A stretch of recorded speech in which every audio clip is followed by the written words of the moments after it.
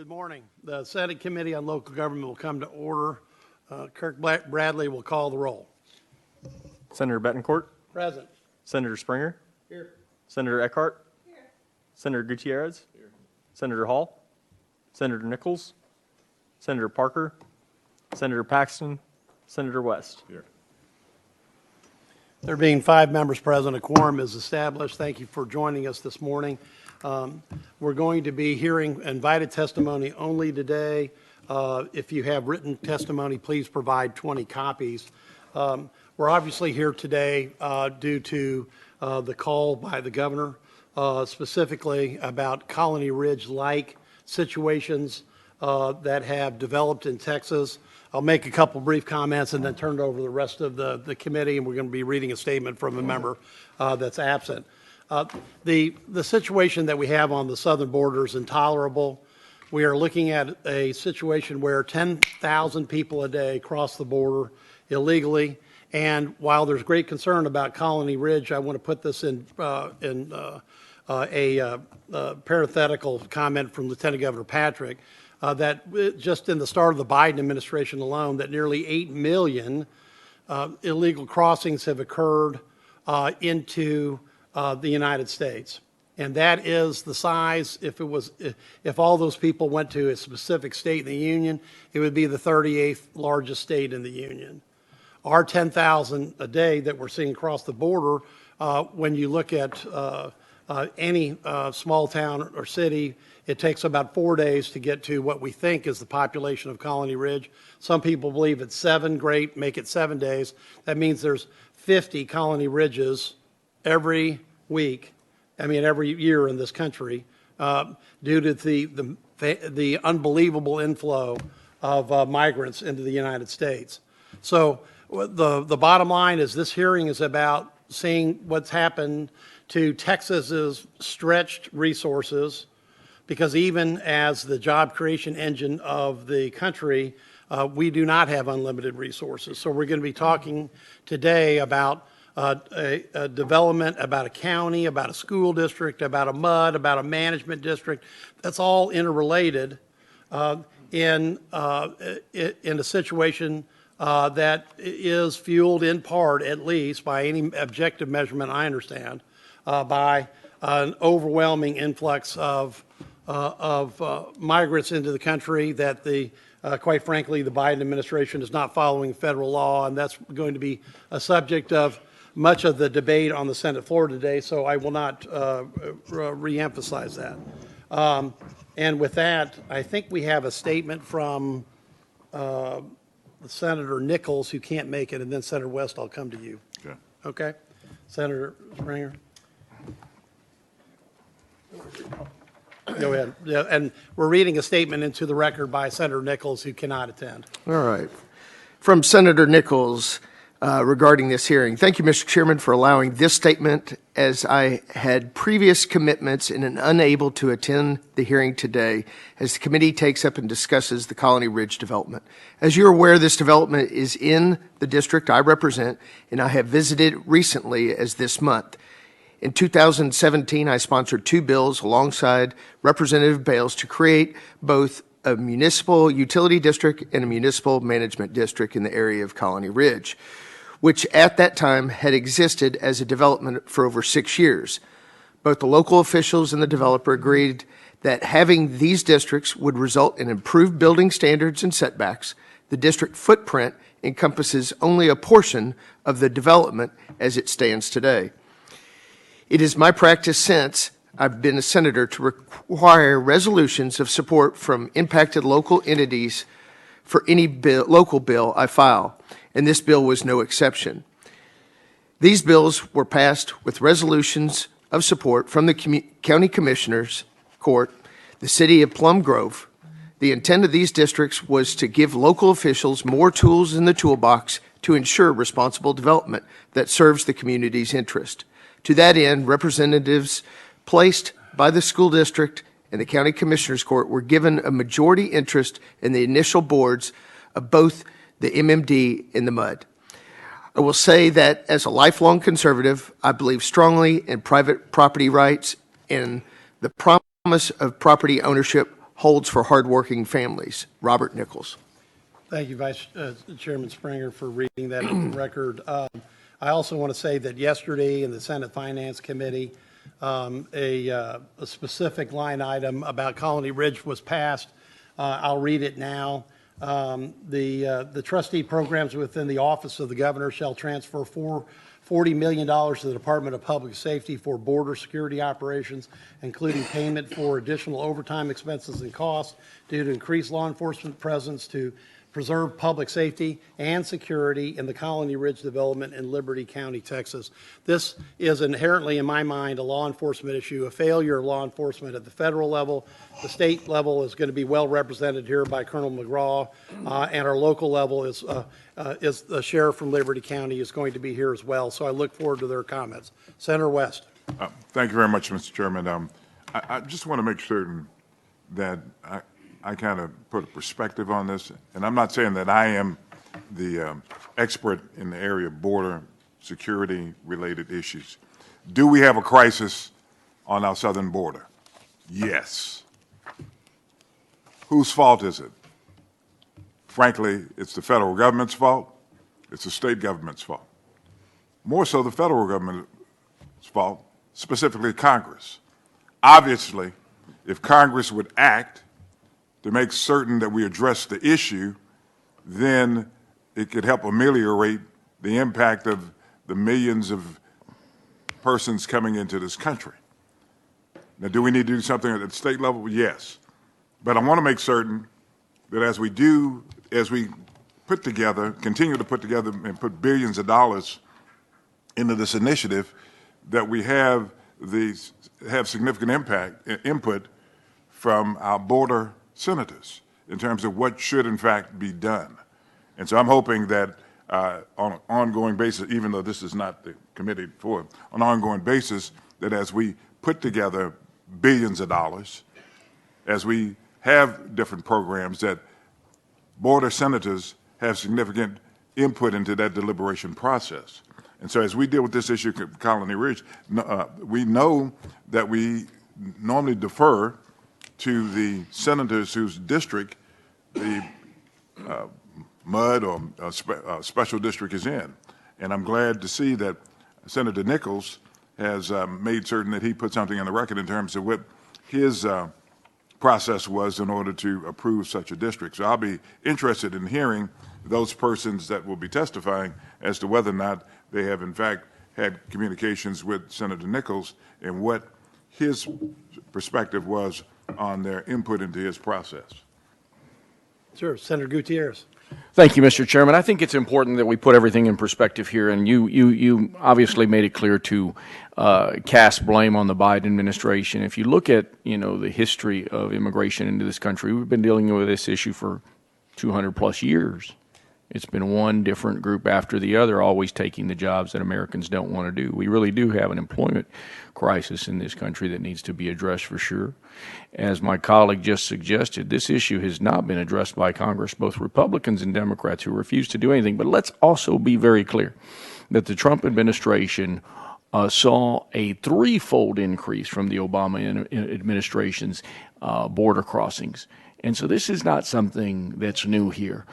The Trump so-called stay in Mexico policy was an extreme failure under Title 42. It allowed migrants to come and enter into this country with impunity, back and forth without being tagged. Republicans fought against the re-implementation of Title 8, which is a policy that tags a migrant when they come in, processes them, deports them, and when they come back into this country, they go into federal prison. So I just want to make sure that before we're casting judgment on different administrations, we all understand that Donald Trump probably was the worst president on immigration. So we can go back and forth and cast blame. But I think that most important, why we are here today, is the politicization of this issue as it adheres to this community up in Colony Ridge. We need to talk about what happened here in Colony Ridge, because at the end of the day, I've already heard a lot of conflicting statements from law enforcement in the House committee, and I look forward to hearing them today. And I don't think that this community is very much different from any other. And so I look forward to clearing up some of these misstatements and misconceptions as it results to a community that's near to your home. So thank you. No. Any other comments? Senator Eckhart, please. I'm going to take a different tack here. I'm very excited about this hearing. This is our opportunity to talk about the struggles of counties in high-growth corridors, particularly those immediately adjacent to very large metropolitan counties. It is certainly not unknown to this committee that counties are struggling with significant population growth. At least half of the fastest-growing counties in the United States are in Texas. And every single one of them have a number of MMDs in order to manage their growth. This legislature, in its wisdom, has decided to place regulatory authorities and taxing authorities in developers' hands rather than in county commissioners' courts to manage this growth. Thank goodness somebody has some of the authority. So this is going to be a wonderful opportunity for us to lay out the struggles of local governments in high-growth counties. So thank you very much for this. It really has nothing to do with immigration, because irrespective of what color, what creed, what national origin the population growth is coming from, it is still population growth. Whether it is an entirely white neighborhood, an entirely black neighborhood, an entirely Asian neighborhood, an entirely Hispanic neighborhood, growth is growth. And every one of these counties is struggling with it. So thank you for this opportunity. Thank you. Any other comments? All right. Well, thank you for everyone's attendance. We're going to get to our program. Why don't we, I think you'll see, I want to focus everyone on a map that's off to your stage left here. It's a map of Liberty County Municipal Management District and also the Colony Ridge subdivision.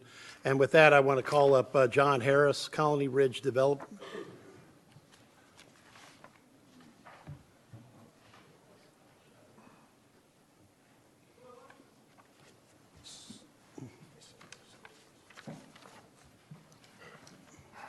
John, have a seat and state your name. Normally, we have the county judge do somewhat of an overview, but as Adam has already pointed out today, besides being Halloween, is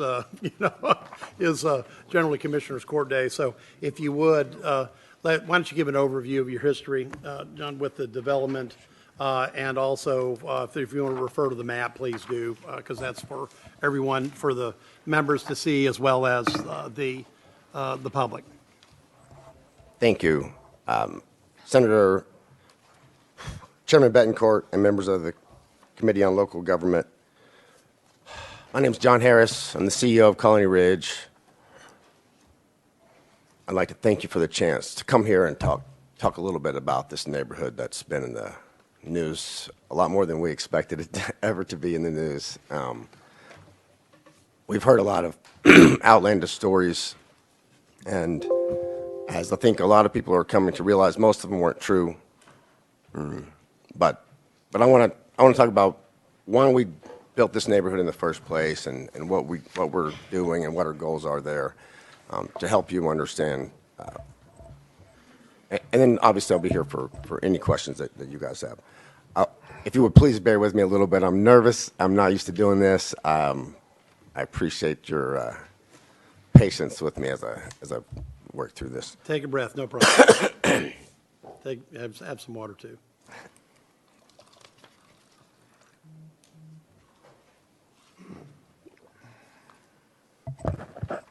So I started this company with my brother and my cousin, and we just began buying old lots in residential neighborhoods that no one else wanted, and we sold those to people that no one else would sell to.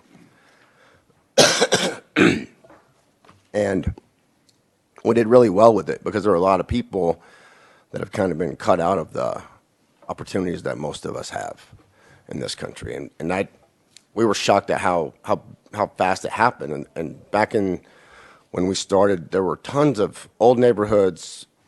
We call them defunct neighborhoods or distressed properties, but it's just the developers never did the things they promised to do. And so we bought those lots, and we had a lot of people that wanted to own them, but there's still a big hurdle between owning a piece of land that doesn't have any utilities or services and then having a home there. Most of our customers aren't able to get mortgages. They'll start, a lot of them will start with trailer homes, especially in those distressed areas.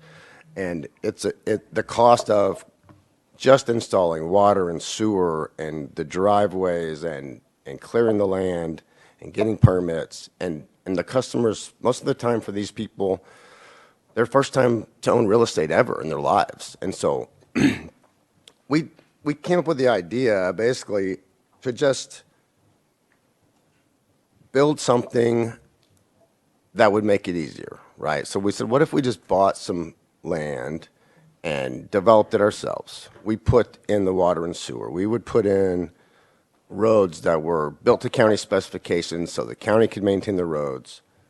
We could build parks and make it a regular community. And we did that, and it worked really well.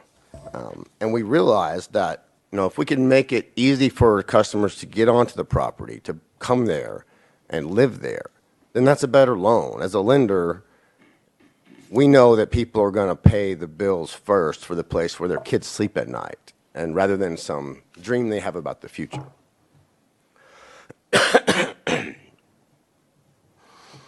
So as the neighborhood grew, it gave us the opportunity to start doing more things. We were able to buy more land in the area in Liberty County, where this map looks like a master plan community from the aerial view. But the truth is that the first piece of land we bought there was 500 acres. Then we bought 900, and it just kept. We cobbled it together, and it was not until 2021, I believe, where we made a purchase that connected the scattered pieces. There were some contiguous, and there was land in between. Anyway, so we got the neighborhood going, and we were able to donate land to schools. We have 6 schools now in the neighborhood. We've donated the property for 4 of those, and in one case, the district bought some land, and we were able to build a 4-lane road through their property to make it easy for them to access. They could have campuses on either side of the street, and it makes it. There's 2 schools there now, and they have vacant property right on a 4-lane road for the high school that they hopefully will have soon.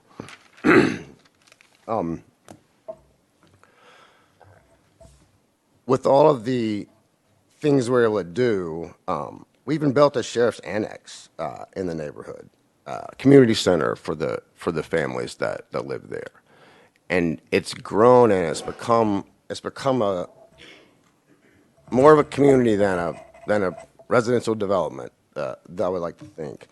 The best thing about the areas is the people, to me, that live there. They've, through their property owners association, they've donated over $1 million a year. They pay over $1 million a year for 10 additional sheriff's officers to patrol the community. They pay through the municipal management district to have 2 additional constable deputies that patrol the neighborhood full time. And the local law enforcement they do a great job of community policing. They know the individuals who live in the neighborhood, and they do a great job out there. In fact, I believe there are at least a couple of officers who live in the neighborhood.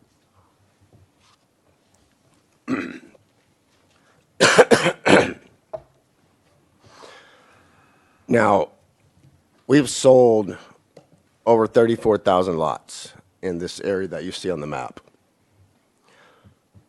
But only about a third of those lots are lived on right now. And one of the things we hear are about the schools and county resources being overtaxed by the influx of people. And it has been fast for sure.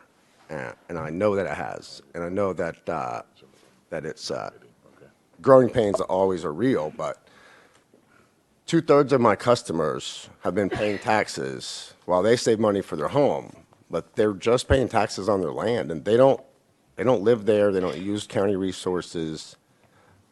They don't go to the schools there in most cases.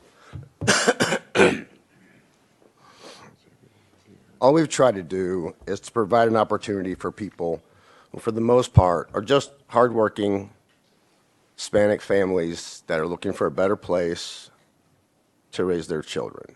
They want to get out of the cities where they come from, which is typically, Harris County, Dallas, San Antonio,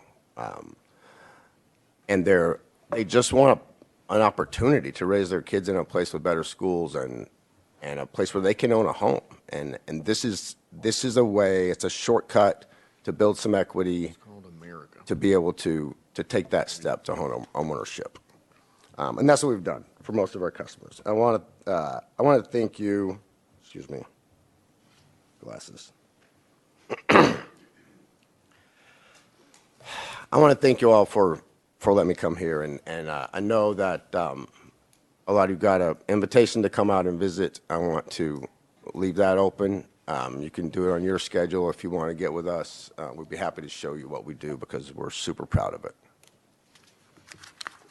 And John, thanks for your attendance this morning. I appreciate it. I've got a couple questions, then we'll start with everyone else. You mentioned that you said that 1/3 live on it now. I assume, so this would be 1/3, 1/3, 1/3. You got 1/3 that's probably present and living. You've got another third that may be in some process of building, and then about a third that's just probably, maybe it's an investment property, retirement property, something that for the future. Is that roughly what the development looks like? Yes, you could say that's pretty close, but the twist is that I would say rather than investment property, for most of the ones that aren't there at all, it's a dream. It's a dream for their future. And I think that, that's the investment is their future, right? But, and I think the other thing that has probably caused some of the pushback from people who don't think the neighborhood looks nice enough is that in some of the areas, and especially the early neighborhoods, we allowed people, we didn't restrict it tightly. We allowed people to build what they wanted, to move a mobile home. And in some cases, I've seen this, I can't tell you how many hundreds of times, a place that, an old RV or just a raggedy trailer house that you would be scared to store your horse feed in there, right? It doesn't look livable, but they'll camp essentially while they save money for a home. And I've seen so many people that are paying money to us still for the lot,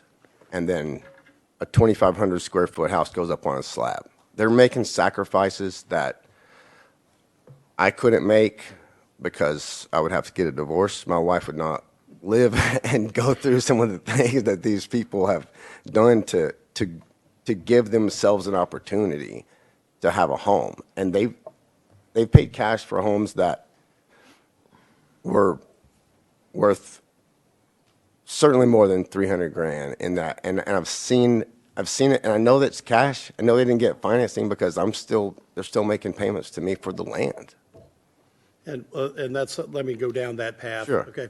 Now, you're not using, as best I can tell from research, you're not using contract for deed. That's These are correct. regularly, deeds. So go through the process. You're following a regular deed process here, is that correct? Absolutely. Yeah, when we sell land, our buyers get a deed for the property. We file a deed of trust. If we are the lender, we do owner finance a lot of these properties. Right, so you have notes and deeds of trust, so you're not Yes, using sir. contract for deed. Okay. Now, with that being said, when you pre-qualify, what is the RISPA rate on on your loans before you start? Do you know what your rate is? 12.9%. How much? 12.9. Okay. And what is a foreclosure rate after a year or 5 years, et cetera? So, can I get Craig Parker to answer that one for me? State your name, who you represent, sir. And since John's out of voice, we'll be happy to pass the baton. Go. Yes, Okay. Mr. Chairman. My name is Craig Parker. I'm the Chief Financial Officer for Colony Ridge. In answer to the question, our foreclosure rate's around 12%, and 90% of those occur within the first 2 years of the loan. Typically, what you see with that is someone will come in and make the minimum required down payment, and then they just never actually begin making payments. That because we have such a low barrier to entry where they're able to come into the loan, minimal closing costs, minimal money down. Can you give an average number? Just give us an estimate. Average number of what? Yeah, for a minimum payment. Oh, minimum down payment, we're looking at about a $500 down payment. Okay, $500, right? Yes, sir. Did I hear that? Okay, great. So you have a $500 down payment. When you've done, I don't think John understood. I thought a RISPA number would be much higher than that. What is your, when you do a pre-qualification, I assume you're looking for, 80%, but, pre-qualify. What's your pre-qualify status? So regarding RESPA, so residential lot loans have different restrictions than their traditional home mortgages. There's no minimum requirement for down payment that I'm aware of. I haven't ever seen that written in the law. No, neither have I. That's Okay, why I'm just asking making sure. what you're Yes, using, sir. right? Yes, sir. So the rate, if you're asking what the interest rate is, the RESPA disclosed rate on the loan estimates that we provide is 12.9% with the Okay. $500 minimum down. And then what you would see the only changes we make are you can have a lower rate based on loan to value. So if you put down additional money, we can get you to 10.9 or 11.9. How much outside financing is available to those that buy in the area? What percentage do you apply loans for? What are effectively cash transactions, et cetera? Yes, sir. Overwhelming majority of these are going to be owner financed because of the market we serve. We do see cash transactions where we receive wires from title companies. We assume those are financed elsewhere. We have a bank breaking ground about to open out there now because they saw so much business out there in the area. So we were thrilled to have them actually put a building in our subdivision. What would you say the current population is, there was 35,000, I believe, individual properties. And so if a third are occupied, that's going to put your number at? Yeah, we think about 40,000. That's based on kids in the schools and water and sewer taps. So we know how many people are living there. Because there's been estimates of 70, 100,000. Okay, I'm just trying to Right. get back to this. Yeah, I think those are a little out of proportion, but I think 40 is a pretty good number, somewhere between 35 and 40,000. Okay, I didn't quite get an answer back to my question of, is there other, besides your financing, is there anyone else that's doing financing of these properties? Do the property owners, how much self-finance? And also, I'm just trying to see if there's also other lenders that are involved in this. So we have the one lender. It's First Liberty Bank is now opening out there. They've been able to be very successful out there. We do have cash sales, but honestly, sir, I don't know the banks that those wires are sent from because they're sent through a title company. And Right, I know. don't I have just that. didn't know if you had some evidence or anecdotal evidence. And so you said 90% occur. Now, is the foreclosure rate, you said 12.9 is the note you're charging, 12% is the foreclosure rate? Yes, sir. Over what period of time exactly? That's based on the last 2022. I ran an annual calculation.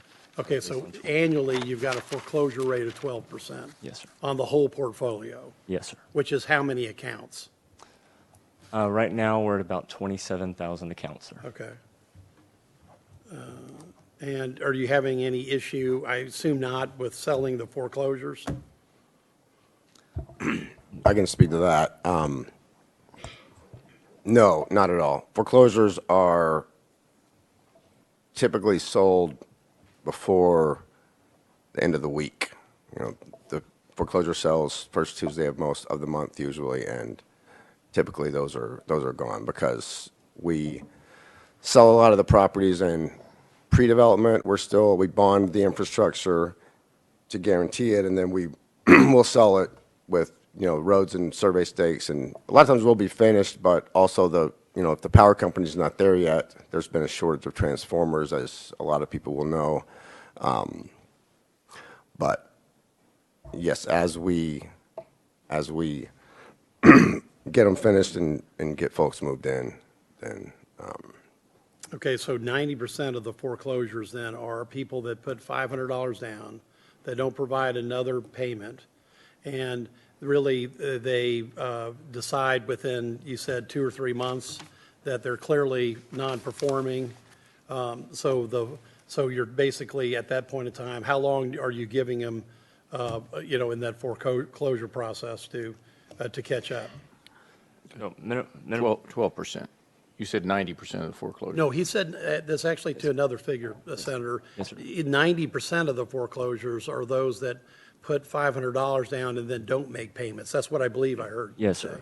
And that's based off metadata. It's the first 2 years is our highest foreclosure period, and that's because Of course, that is with everybody. Yes, right, sir. obviously. But that's absolutely 90% of there's 12% Of the of our 12%. portfolio we lose. 90% of those they don't pay us at all. They put some money down and then just never make the payments. Yeah, so they put the money down and then just walk the payments at that Yes, point and sir. We give- made a decision that this is not for them or what, or they don't have the financial And we, resources. Quick little one. You got a quick one? Yeah. Unless you, And so on those Senator Strand. foreclosures, help me understand, is what percentage of that is just raw land and what percentages have done improvements to that property? the overwhelming majority of that is pre-development because we sell pre-development. So and I can explain what that is if you'd like me to the committee. I'm just asking, they haven't put a slab down, No, they haven't sir. put No, sir. framework, they haven't done anything, so, Right. okay. That, I just wanted to make sure I was clear in my mind, thank you. Adios. Gutierrez, go.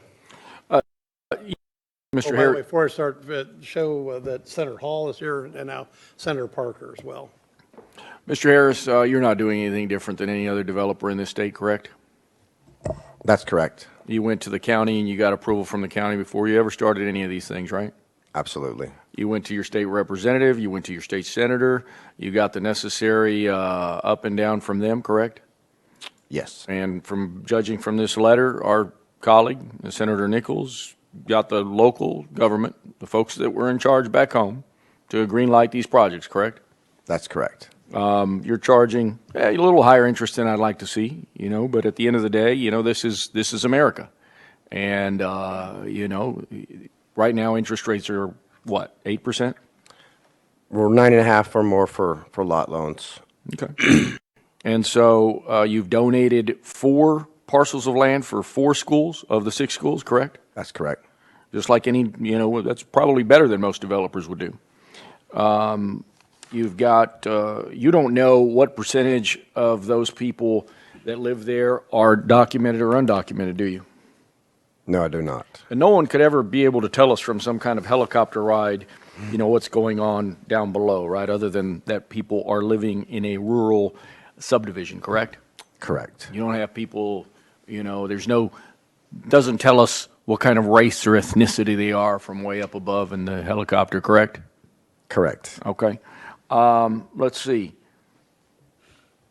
You have there's a newspaper, it's an interesting article in the Tribune. A man named, I believe it was Sergio, I think it was Gonzalez, I'm not sure. He said the only crime here is high property taxes.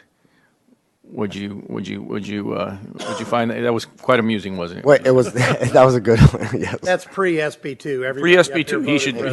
He should thank Paul Takes that one Betancourt. off the table completely. He should thank all of us. You see any higher influx of crime in your community than in any other community?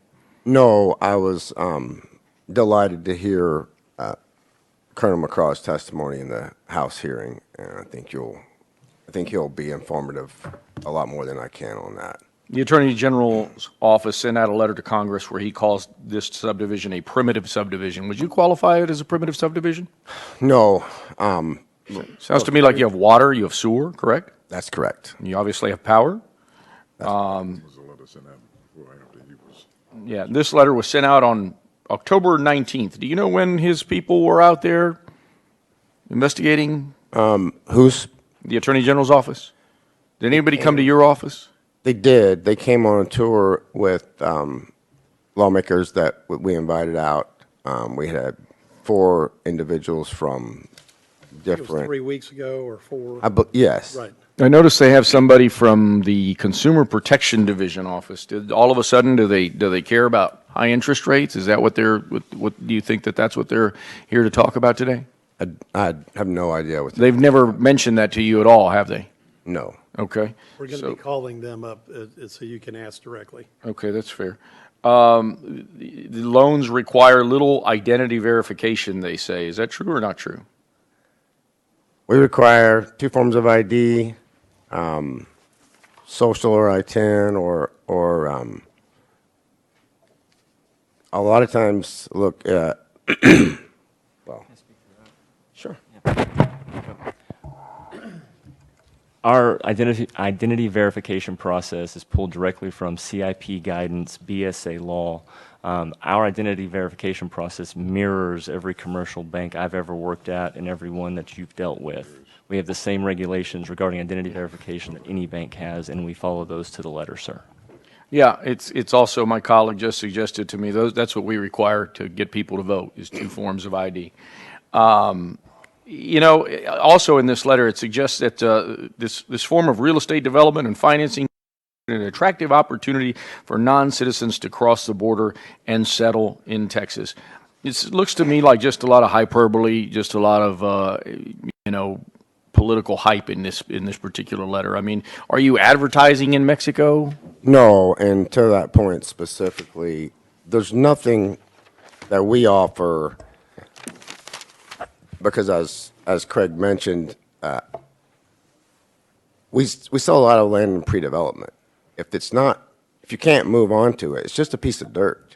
If you just came to this country and presumably you don't have the money to do it. I mean, as much as we've tried to make it easy, it's still customers pay to own the property. They start off with $500 down to us, but before they can move there, they pay water and sewer taps. They pay for a culvert, and presumably they've got to have a home there if they clear the lot. I mean, they're still looking at $10,000 or $15,000 to just make the lot ready, and then they either move a mobile home or something. A lot of these lots are not 90% of these lots are restricted. All of them are restricted in some way, but some are very lax, as you might have seen some pictures or whatever. But They make some wholesale accusations here that don't seem to be reflective of the House committee that heard the same evidence. They make an accusation that development has proved unmanageable for effective law enforcement. True or not true? I think that the You law can say it. enforcement guys here can answer that better, but Okay. I think that's easy. I think it'll be obvious when we talk to those guys. In your opinion? Not true. Okay. Violent crime? Not true. Not true. Drug trafficking that you're aware of? Not that I'm aware of. Environmental deterioration? That's the first time I hear the Attorney General's office really care about that, but environmental deterioration? No. Tremendous public disturbances, anything more than any other neighborhood? No, sir. Infrastructure overuse? You mentioned that you build roads to the specs that the county requires, correct? We actually do more than that. We build concrete streets where the asphalt is cheaper, but we know that in Liberty County we're going to maintain it for 2 years, and we also know that the road powers that we have with our MD is we use that to assist the county. If I could for a second, Senator, we're going to be talking about the road powers with the MUDs, but you're using rolled concrete, I think, as a method. That is correct. Right. All right, which is probably above the current county spec, I would believe. It's a unique product. We had to get them to create a spec for it, but it is more expensive and hardier than regular asphalt roads. Okay, go ahead, Senator. Thank you, sir. Unaccountable leaders of a city that is inhabited by an unknown population, including unvetted foreign aliens. Well, first off, it's not your job to vet anybody, but at the end of the day, I mean, this whole letter just seems just replete with racist language, like foreign aliens. I mean, does that concern you, just as a citizen of the United States? That a member of government would use such a letter? I'm confused about a lot of things that happen in government, Senator. Yeah, so am I. Mr. Harris, it seems to me like you've done something that most Americans want to do, which is try to help yourself and your family and develop, this community in the right way. And it seems like these people have done, the people that are living there are simply doing, it's clear that they're a largely Hispanic population and simply doing what we want them to do, to live the American dream, and trying to do that for themselves and their children. And so thank you very much for your time. I look forward to hearing from law enforcement. Thank you. Okay, other questions? Senator Eckhart. Thank you so much for coming today.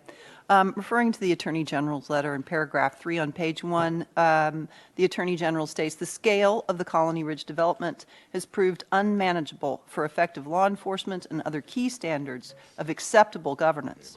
Violent crime, drug trafficking, environmental deterioration, public disturbances, infrastructure overuse, and other problems have plagued the area and nearby towns.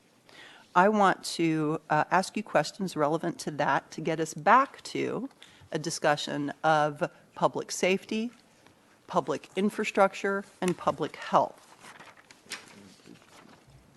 So, what's the average cost per acre in Liberty County?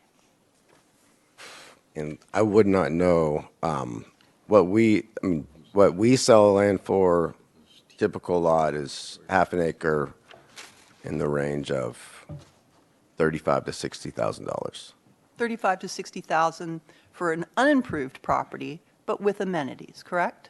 Correct. So, with regard to the amenities, you've testified that you provide roads built to county standard, correct? Actually, above county standard, I believe Yes, is your ma'am. testimony. Do you maintain those roads privately, or do you donate those roads onto the public county grid? Those roads are dedicated to the county, to the public. So they are dedicated public roads that the county did not pay for, correct? That's correct.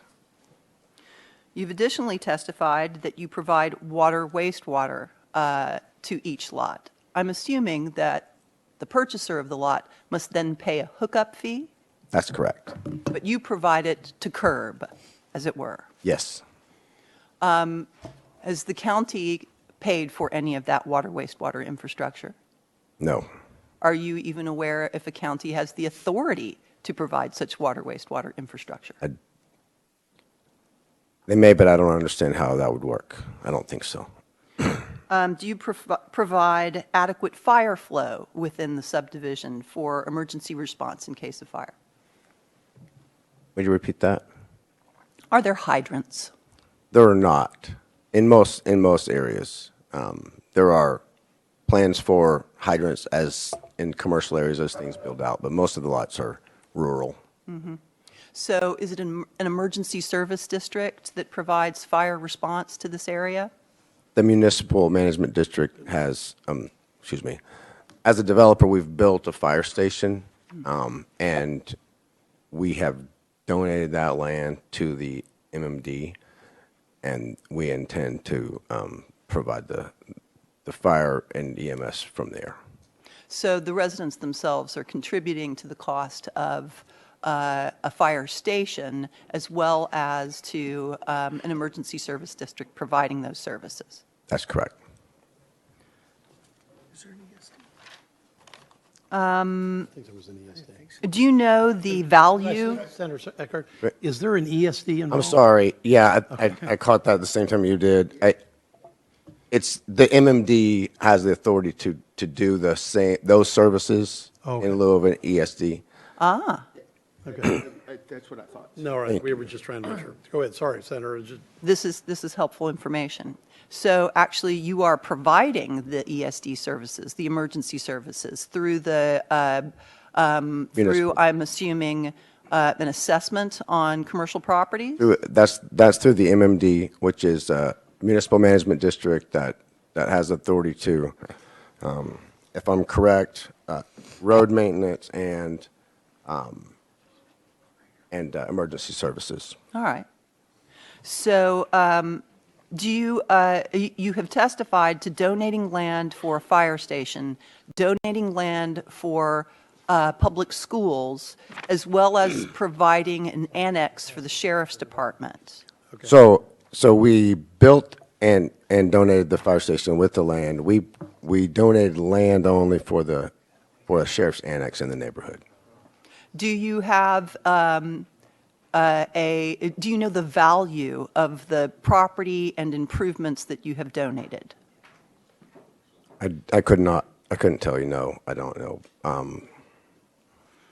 Do you also provide electricity and broadband hookup, or broadband access to electricity and broadband for residents to hook up to? Yes.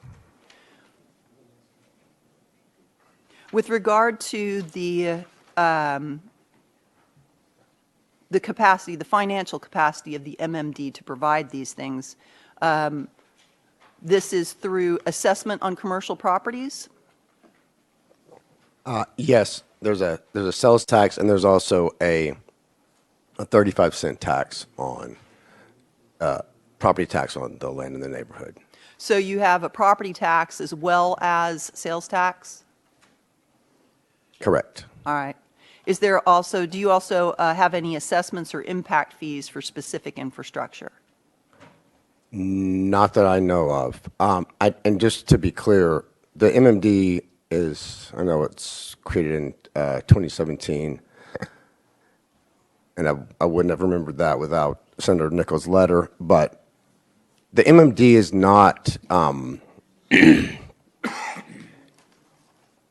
from my perspective, and I wish I understood it more, I could be more helpful, but it's not, we haven't used it, right? We haven't gotten any money from the MMD to date. We are trying to build this place so it's easy for people to be there, and we don't want to create a tax burden that's going to make it difficult, because I've seen those neighborhoods. This is interesting. So you've not utilized the MMD itself to generate revenue to pay for amenities. You have been paying for all of these things out of the profits of your private venture. So, yes, so to be, we do intend to get reimbursement for some things, right? But we don't, as far as the roads, we have the ability to be reimbursed for road construction, but we started the neighborhood in, well, we started, the MMD was started in 2017. At that time, it was Santa Fe sections 2 through 5. Well, now it's Santa Fe sections 2 through 20, and those may all not be platted yet, but some of them we're working on.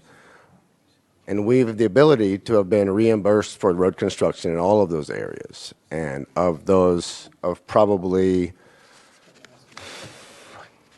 more than 200 miles of road in the MMD, we've been reimbursed for less than 35 miles of that.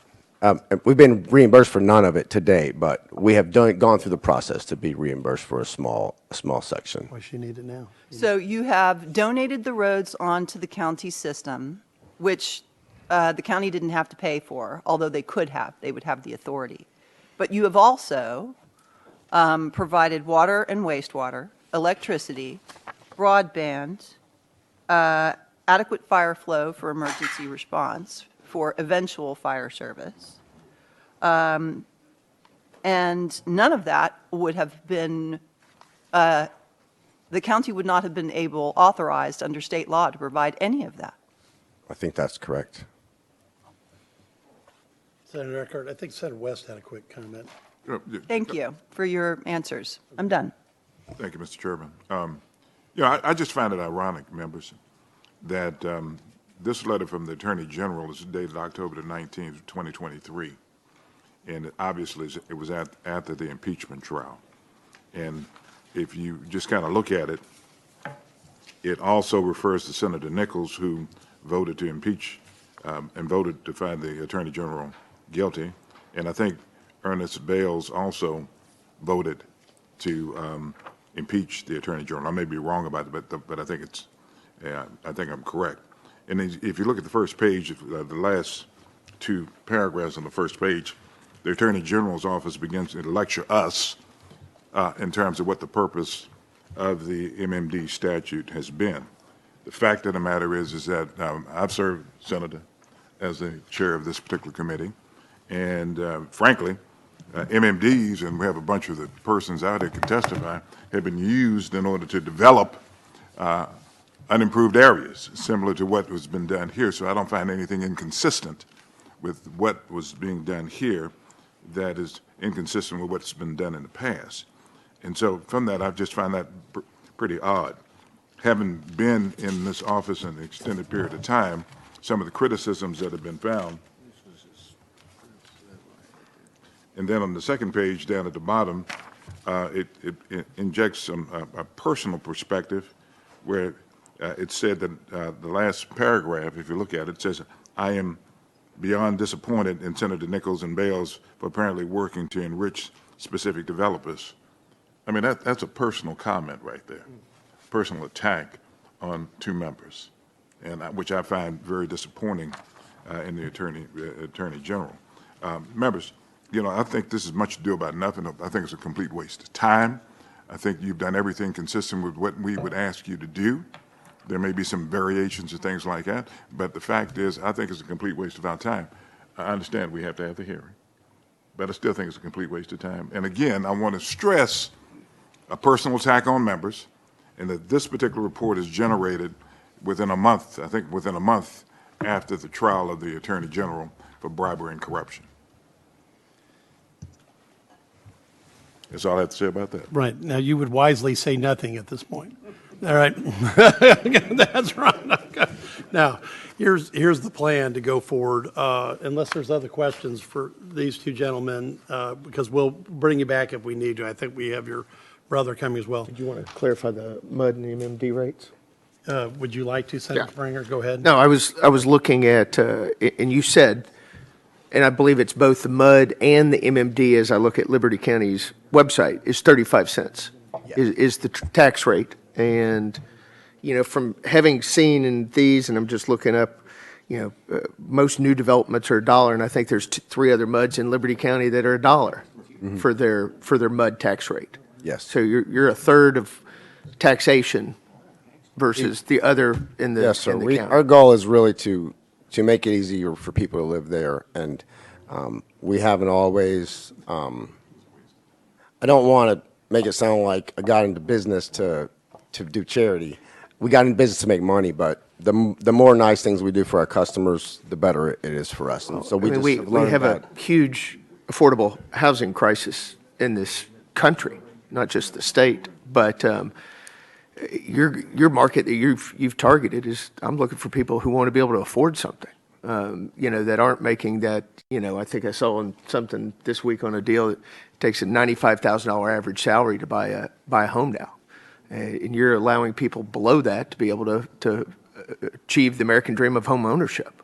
Absolutely. We By keeping used the to build taxes homes, low. and there was a home, we actually built a few ourselves with a partner out there to try to get to prove a concept, to get some national builders in the neighborhood, which are there now.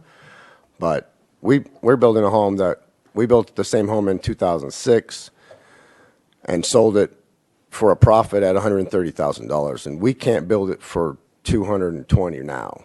And so the sales price is, you know, almost $300. And I'm out of the building business now because of there are people that are much better than us, but no one's salary's doubled, but home prices have, really. And we're doing some smaller lots because a lot of our builders are trying to do the same things. They want to make it affordable. They need a cost-effective lot, and we're, fingers crossed, we think we are going to be able to provide some of the least expensive lots to national home builders in the greater Houston area, and that they'll be able to make homeownership in the traditional sense and in the way that we've been doing it, both, we'll be able to have both those products soon. Thank you very much.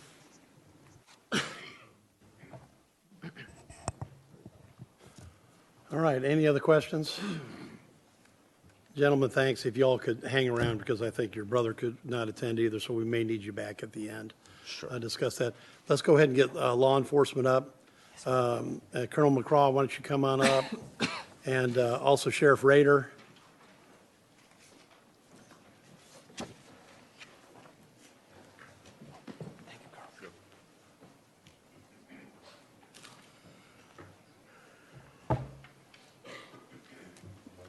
Colonel, thanks for your testimony yesterday, and thanks for your testimony today, and thanks for your testimony last week. So thank you for your consistent testimony. And with that, state your name and who you represent. Yeah, Mr. Chairman, Senator Stephen McCraw, Director of Texas Department of Public Safety. And I know you're getting tired of listening to me. I certainly do. I know my wife does. It was about 9 months ago, we started receiving reports, and I'm just talking about media reports, getting some call from members, even a congressman, that there was concerns about a community in north of Houston in Liberty County, Colony Ridge, that had somehow been infiltrated by the Mexican cartels, that was impacted by violent gangs. And at the same time, there was this thing called no-go zones, which is meaning law enforcement was not allowed into those particular areas. I mean, so the first thing we did is what you do is you call who's in charge. And that's always the sheriff in this case. We've known him and worked long and for many years with him, and have a sergeant area in that area of operation. We hadn't heard about this, and certainly talk to the sheriff and get his feedback, start with that, because he effectively provides the municipal, that's a large community, anywhere from 40 to 70,000 people that have sprung up in Liberty County. He's really like the chief of police, the sheriff and chief of police of that. And so what says the sheriff? And of course, I'll let him, certainly he can do the testifying to that. We've got feedback, concerns. Secondly, and the sheriff was very good, he just switched to our new RMS system that has the data. We're talking about data part 1 index crime, so we can compare apples to apples. Is there something, out of the ordinary? Are we experiencing a lot of more murders? Rapes, burglaries, aggravated assaults, robberies, the types of things that we get sent into areas of operation to be able to decrease that through high visibility patrol.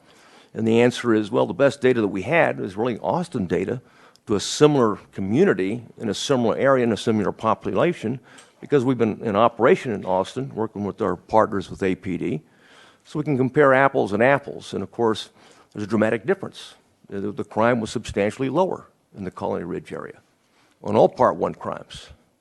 It was dramatic differences in that amount. So that's good news. But at the same point, on the ground, another way we can do it, and we've been doing it a long time, is conduct operations, and gone into the community. And we started beginning back in January, conducting surge operations with the sheriff in areas that were priority for him in that regard. And of course, we've been conducting those on and off and in earnest since September, full-time. And if you go back and just look at again, comparing apples to apples in a similar community, with similar demographics, similar population, and similar issues, allegedly similar issues, and you see what we're able to do with special agents and troopers that go into an area in the Austin compared to what we find in trying to detect and interdict criminal activity in Colony Ridge is not comparable. Examples, I'll use fentanyl as an example. 25,000 pills,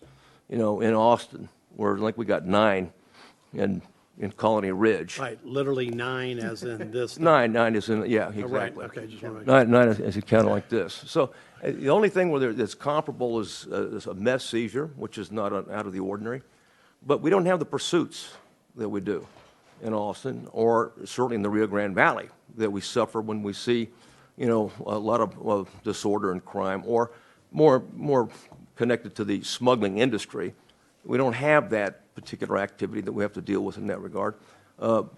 Thankfully, no home invasions We don't see the type of home invasions that occur when you're talking about smuggler on smuggler or gang on gang in the valley and some of the border areas that we see along those lines. So, in essence, just to cut it short, because there's other, I can go into particular details about the operation, but the bottom line is that, we got really more of a growth problem and limited law enforcement resources to be able to cover this huge population, to conduct high visibility patrols and be able to respond, proactively rather than reactively, as opposed to a crime problem.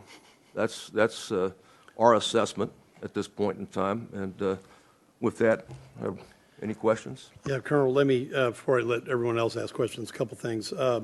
Is the RMS data that you're talking about, was that prior to the surge you started in January, or is that a blended number? It's a blended number. Okay. It's Now- all the data that the sheriff had switched RMS systems, so it's all the data that he had. Okay, and what resources right now do you have there at this point? I don't know, as many as 30 troopers around the clock? Okay. At least 30 troopers around the clock, and we also have special agents that are conducting covert surveillance as well. Okay, so we have 30 troopers in covert surveillance in one, Well, 30 doing proactive patrols around the clock, and we're, unlike Austin, where we're hitting it about 12 hours, 13 hours a day, we're hitting it 24/7 in Liberty County. okay. So obviously, at this point in time, I would call that blanket coverage, for lack of a better description. Yes, sir. Okay, so quite frankly, if anything happens, you're highly likely to know about it. Absolutely. Okay. In fact, I talked to the regional director this morning, and we're in constant contact with the sheriff, who's got some incredible deputies that works for him, and they've got a good understanding of what's going on in those communities. Can I get a ratio then of the Park One? You'll have some exact numbers. I'm a numbers guy, so I love this. I do. Yes, sir. I know you are, and I did bring some with me just in case. Okay, thank you. Okay, that's right. 10 murders to 1 murder. 178 robberies to 2 robberies. 574 aggravated assaults to 35 aggravated assaults. 22 arsons to 1 arson. 757 burglaries to 46 burglaries. So that's 1541, Part 1 to 85. Okay. That's about an order of magnitude difference, but Compared to what, the state average? no, this is Austin RMS versus that. In an area that we're operating in, yes, sir. Is that, now, on the RMS, is that a per capita RMS or is it just total? That's total. Yeah, that's total. So we'd have to factor per capita, but still you start off with a 10-to-1 RMS number and then you take the population into effect, but, It doesn't necessarily reflect organized criminal activity, which is not a part of Part 1, but that's what our operations cover. but you've got covert surveillance going on. Exactly. That's exactly So, what we're... I mean, do we have organized, I just asked the question, do we have organized activity in this? We have organized activity in every community in Texas, and right now, and there's not a community that hadn't been impacted by the Mexican cartels in one way, shape, or another. And certainly gangs are prevalent, and whether they're juvenile gangs and it's more tagging, or they become more violent gangs, and we're talking about takeover robbery crews. Do we have no members of Mexican cartels or Honduras, Guatemalan that are in the area? I'm not going to say that because there could be. Just because they're there doesn't mean that it's not That they're reflected active. in what we're seeing in that regard. None that you're aware of. Yes, sir, that we're aware. Right. Absolutely. Do we have the sheriff? Sir, well, hold on. Any other questions for Colonel? Sarah? Sorry, Senator Eckhart. Again, wanting to focus on the public safety, public health, public infrastructure aspect of this, this issue. I'm very happy that you're here today and very much appreciate your testimony. And I know that the sheriff will be here, but do you have an idea of how many sheriff's deputies per capita there are in Liberty County? I don't. I've got roughly, but I'll defer to the sheriff on the actual numbers. Does it appear to you to be comparable to a county of its population and geographic area? Perhaps at one time, but it's clearly not enough deputies to be able to conduct the type of coverage that he needs right now. So, and I want to unpack that statement, clearly not enough deputies for the growth that they're seeing. Of course, in order to bring on deputies, one must have the ad valorem tax base to bring those deputies on, correct? Yes, ma'am. I'm sure that's the case. So the number of deputies, unfortunately, tax base lags the development of the need for sheriff's deputies, does it not? I'll let the sheriff answer that question if you don't mind, Senator. I can say this, that it's difficult to recruit, train, and field commissioned officers across not just the state, but the nation as well. That's About how another long does it factor. take to recruit, train, and field an officer? It's different from different agencies. I can tell you for us, it has to be an ongoing process to be able to do it, and it takes certainly over 6 months just to get them trained, and they go into a field training probationary period, and that's over a year in that regard. So really it takes a good year and a half before you start seeing a dividend, and even then, until they're trooper 2, or at least 2 years into it, you're not getting the full value of it. That's been my experience as well. So you have testified to, and I've also read statements from the sheriff, that there really are struggles to locally fund adequate per capita coverage in Liberty County.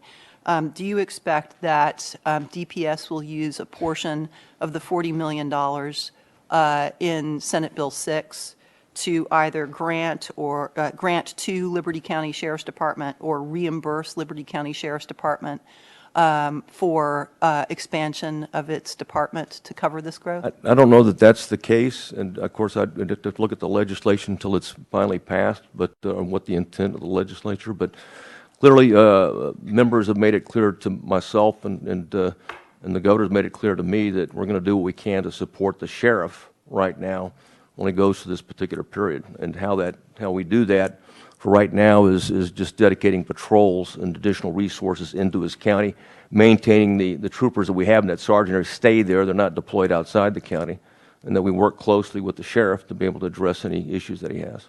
So how long do you anticipate a dedication of these 30 officers, these 30 DPS officers to Liberty County? How long will that assignment endure? I'd hate to predict any particular time frame. We certainly, the sooner that we can get out of it, the better for everybody. The sheriff, the sooner he can plus up to what he needs to be, it would be better. I'm sure he'd prefer that, and whatever. But we'll stay there as long as we need to be, as directed. Do you anticipate, well, certainly that plus up will be entirely on the property taxes of the county, unless, of course, the DPS augments it with some portion of this $40 million, correct? Yes, ma'am. Thank you.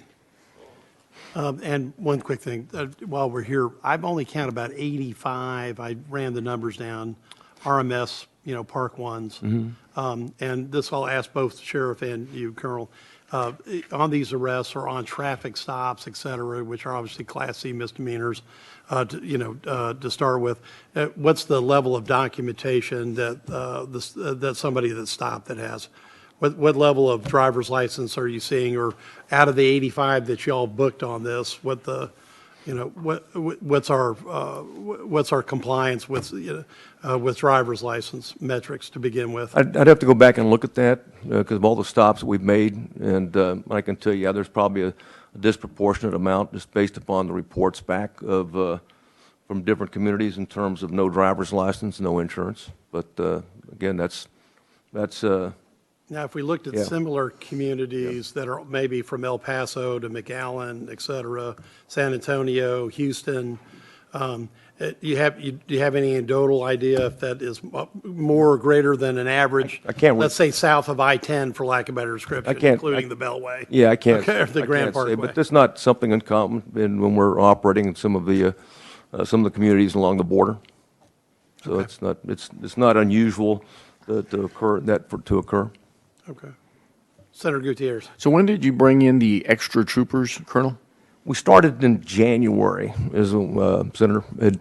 Initially, we brought special agents in to help, we'll be able to detect and conduct covert surveillances in that regard. And we've off and on 8 total surges into the area of the combination of troopers and special agents since that time, and sustained operations since September to where we're at right now. Okay. And since January, I mean, you had how many on troopers there regularly before January? I think Sergeant area has 8. At 8? Yes, And sir. now you have 22 more, At least, yes, sir. at least 22 more. At the urgence and direction of whom? Well, when the governor heard complaints about that they're not getting coverage, he certainly directed us. to be Okay, able to do it. so the And governor urged and directed you. Okay, that's a good, that's what I need to know. Yep. What were the nature of the conversations that you had with the governor's office? He's always concerned in monitoring, any types of reports of crime situation, whether it doesn't matter what area it is. And he'd gotten reports as well that there's issues in Liberty County and asked us to take a look at it. And yet your ratios don't seem to indicate that there is, as a matter of fact, you compared apples to apples here. Yep. And you have a far less amount of crime happening in the sheriff's community than in other communities, comparing apples to apples. And that's exactly what we reported back to the governor this week, this month. We reported. And so in light of all that, why are we wasting government resources to patrol areas that don't need to be patrolled? Well, I'm not saying that it doesn't need to be patrolled in the sense that the sheriff has enough resources. I'll let him count that. But right now he requested the resources, and we're providing those resources. No cartel members that you're aware of, you said? So none that we're aware of. None that you're aware of. Sounds like a lot of traffic stops. What is a no-go zone in Texas? And there's no such thing as a no-go zone in Texas. That's right. Texas There's will no not allow place it. where DPS cannot enforce the law. That's correct. There's places where DPS has failed to enforce the law. Well, I'll put it this way. DPS will not allow criminals to dictate where it can go and not go. That's period. right. So there is no-go zone in Texas. Amen. So if the governor tweeted or retweeted that, then he would be wrong, correct? If the governor, I don't know, I don't follow tweets, but I can tell you this. The governor, I've had a recent conversation, and he understands there is no-go zones in Texas, period. Since we have such a low crime ratio compared to other areas, whose decision is it to reduce that force? Yours, the governor's, the lieutenant governor's, Paul Betancourt's? Whose decision will it be to reduce the amount of troopers that we have in one county that clearly doesn't have the kind of crime that apparently people tweet about? It'll be based upon our working with the sheriff and the data, what's going on at the time. Okay, we have some questions for the sheriff in a second. Tell me about helicopters. You have helicopters in this community? We have access to helicopters in that community because it's effectively a suburb of Houston. Yep, and helicopters are helpful when you're chasing after someone. You've got the helicopter kind of That's correct. looking. But if someone were to take a plane ride or a helicopter ride over an area, just on any given day, what's that ride going to tell us? It depends on where you're talking about. If you're not chasing anybody, what's it going to tell us? That there's a populace down there, that there's homes? Yeah, you're going to see if you can go over the air. In fact, I've done it, and others have done it as well. If you go over the air, you're going to find a development that certainly exists there in Liberty County around Plum Grove, and you're going to see also where it's a potential growth. That development is going to be substantial as well. And you don't know how many people are documented or undocumented in this area, correct? Absolutely not. Okay, you don't know the population has been suggested that it was up to 75,000 undocumented migrants. That is not the case. I don't believe that's the case. That is not the case. Todd Bensman, does that name ring a bell? Yes.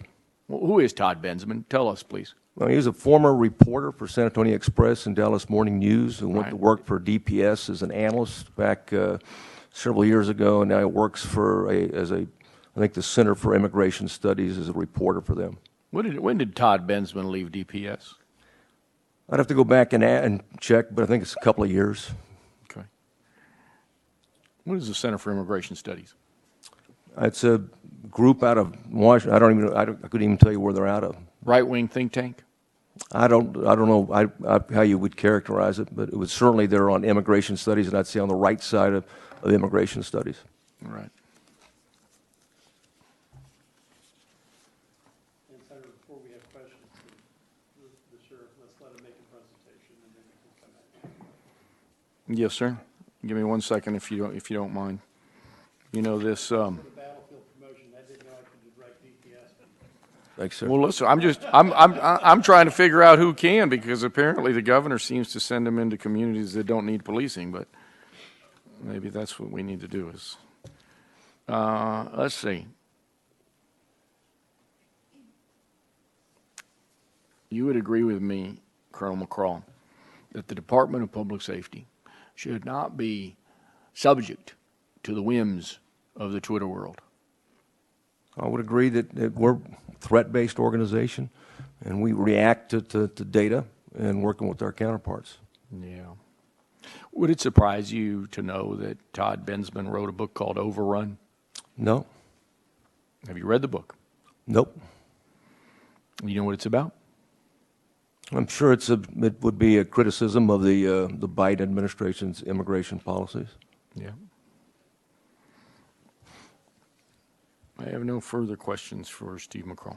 Any other questions for the Colonel? Thank you. Thank you, Chairman. Your testimony. Sheriff? He's going to stay here and back me up, right? Yes. Don't worry, Sheriff. He we is got you. now, Sheriff, obviously, so that's right. He might have been thinking he was ready to go catch some other bad guys. He leaves why I said that. Yeah, right. All right, go ahead, Sheriff. State your name, we represent. Yes, my name's Bobby Rader. I'm the sheriff of Liberty County.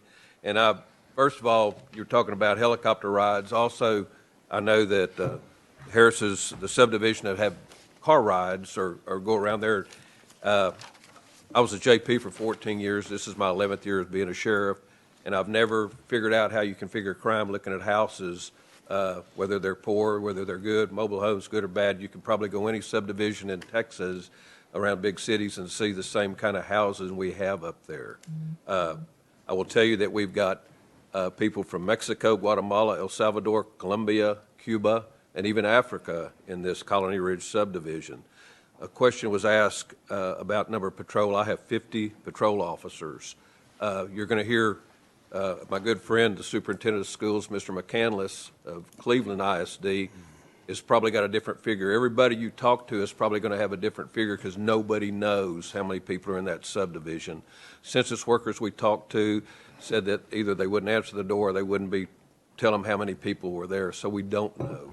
I'm going to use 50,000 because I have 10 deputies that are paid for by the POA. I can divide 10 into 50,000 and get you a number. I've got one deputy for every 5,000.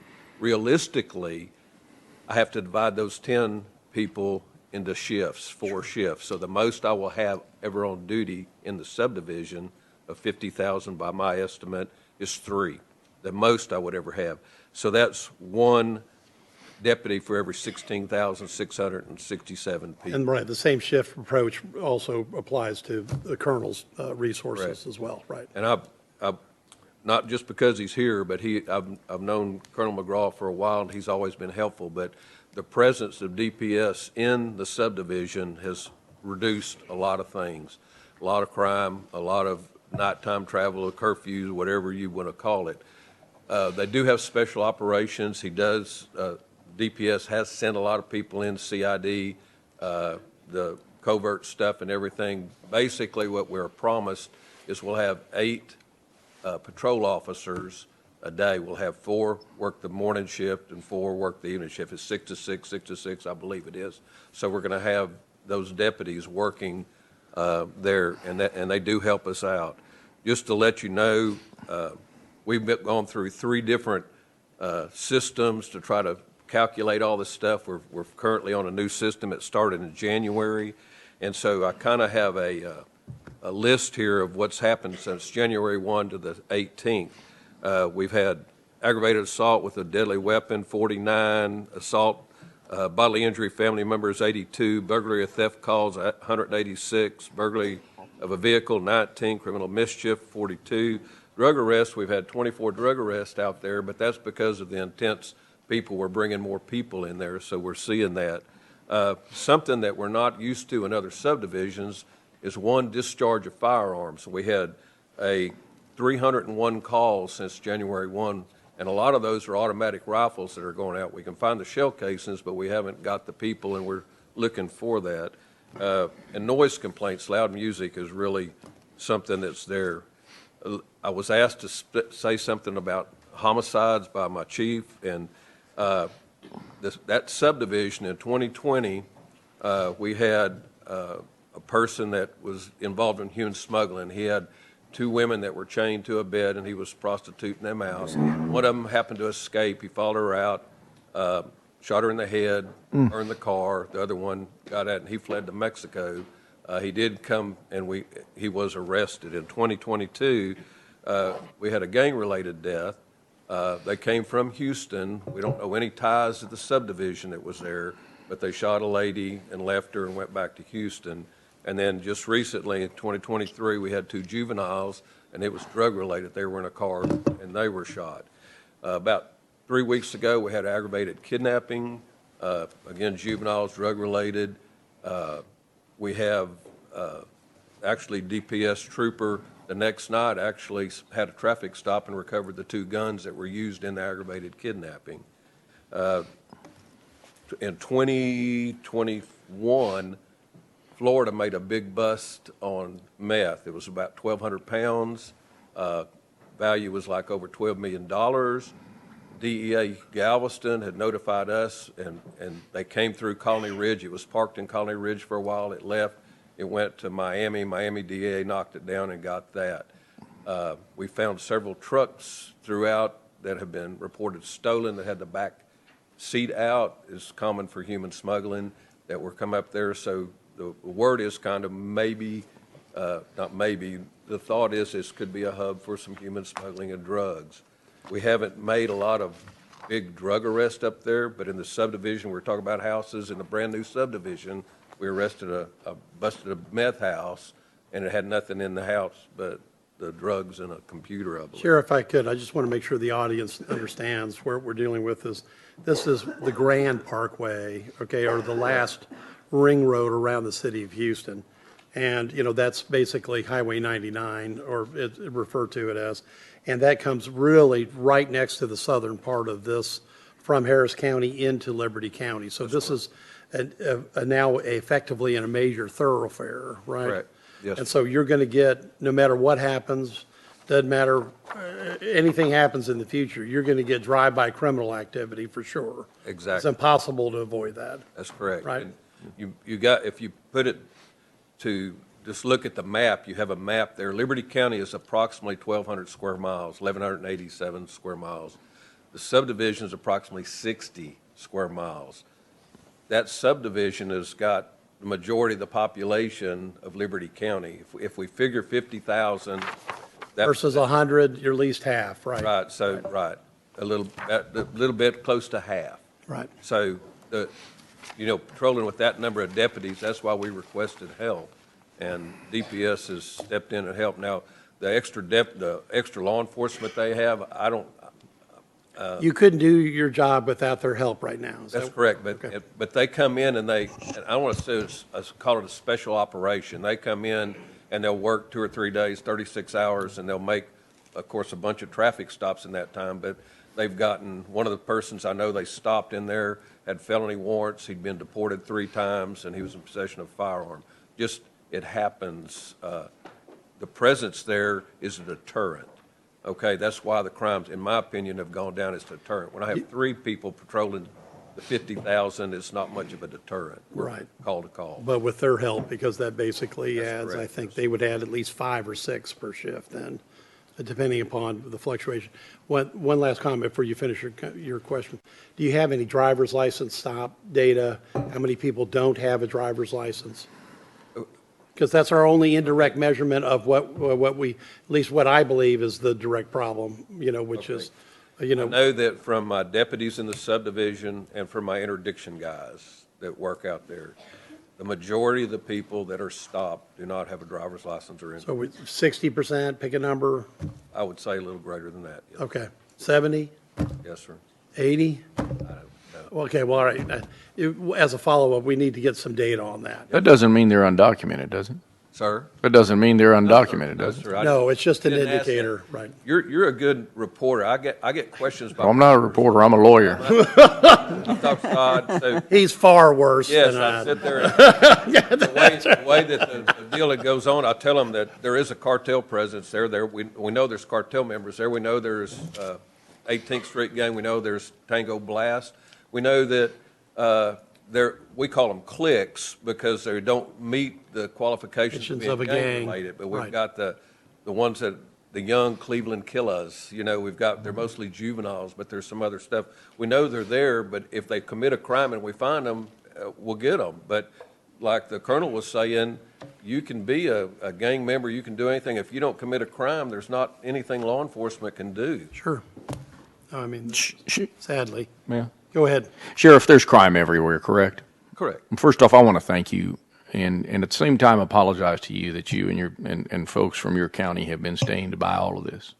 Because I think that I don't think anybody in the legislature has told your county judge or you or any of your elected officials that have apologized for putting you in this limelight, for having to deal with some ridiculous letter from the Attorney General's office that I argue is ridiculous. You might disagree.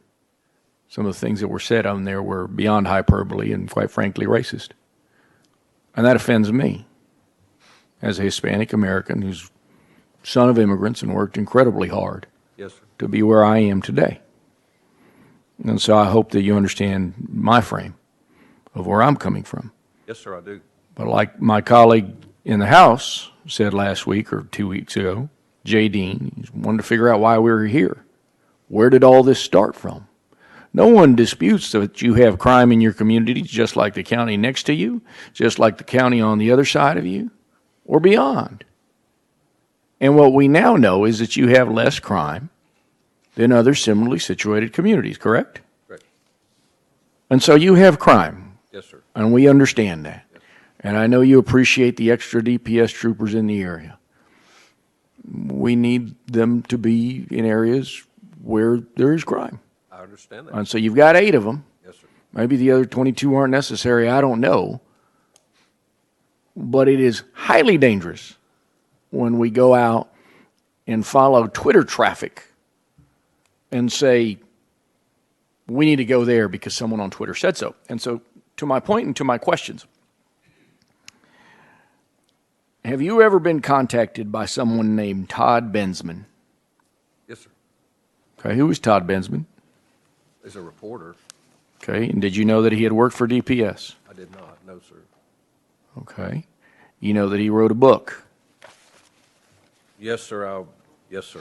I know he wrote a book. To Jay Dean's original question, the representative in the House of Representatives, he says, why are we here? And I started tracking down how all of this happened. Why Liberty County? Why your community? Who started this? Was it the governor's office? And so on. And the first tweet I found was indeed the governor's office, blowing up Liberty County. And then I scratched a little bit further, and I went to the first one that I could find was a guy named Todd Bensman. And he started saying some different things. On April 3rd, in a tweet, he said that he quoted you. And he quoted you quoting a Texas Ranger. And his quote is, I was talking to a Texas Ranger Monday. And this is Todd's tweet, by the way, to the world. And he said that in his 10 years investigating crimes, that would be you talking about a Texas Ranger, the defendant, the victim, the weapon, or the vehicle used came from Colony Ridge. And then apparently someone says, what percentage? I mean, it would be you, Barry Rader. And apparently the Ranger said, everyone. I don't understand this whole tweet altogether, but this is what this guy tweets to the rest of the world. Did you have this conversation with Mr. Bensman? Do you recall? I do not recall that, no, sir. You think you were quote? If you don't mind, just on the Texas Ranger, because we went back and talked to the Ranger. His comment, he did recall making a comment like that, but he was referring to the community of Colony Ridge.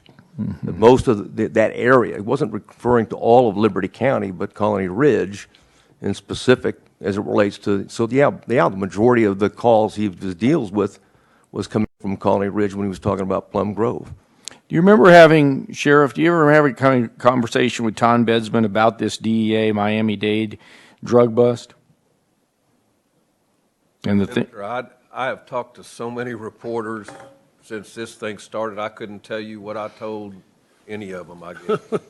If I could. I don't record it, but if If I could, Senator Gutierrez, I've been quoted in news articles on stuff I didn't even know I said. if I could, I know why we're here. The governor's put this on the call. We're having a hearing. And as fascinating as this line of questioning would be, I'd rather let's focus on their testimony about what's happening at Colony Ridge. No, that's perfect. So is Colony Ridge a no-go zone? Because the first person to say that, following the governor, was this Todd Bensman guy. So is Colony Ridge a no-go zone? No, sir. Okay. You can enforce the law there, correct? That's correct, yes, sir. Okay. And DPS is helping you some as well. Yes, sir. Okay. But it's a safe community. And we've never had any part of that subdivision that we haven't been able to patrol and enforce the law. I got you. And prior to all of this Twitter traffic, you didn't have any more or less crime than anybody else. Senator, I don't have Twitter or none of that other stuff. You're better off, I just got think. rid of my flip phone, okay? That's right. Well, they're coming back, so you might as well have kept it. And I'm not aware. That's right. And I've had discussions with the governor, and I don't recall once him saying there was a no-go zone in Liberty County.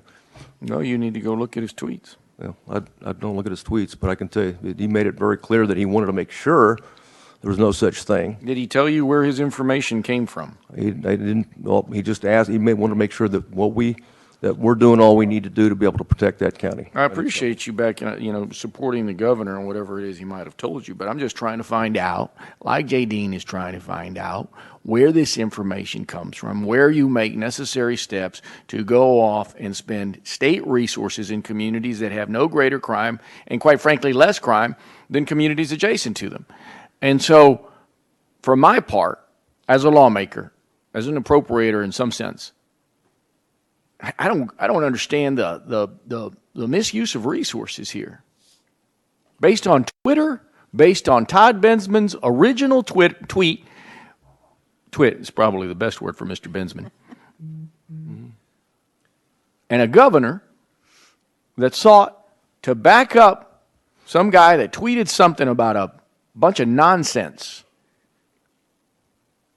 It's a lot of nonsense. You are here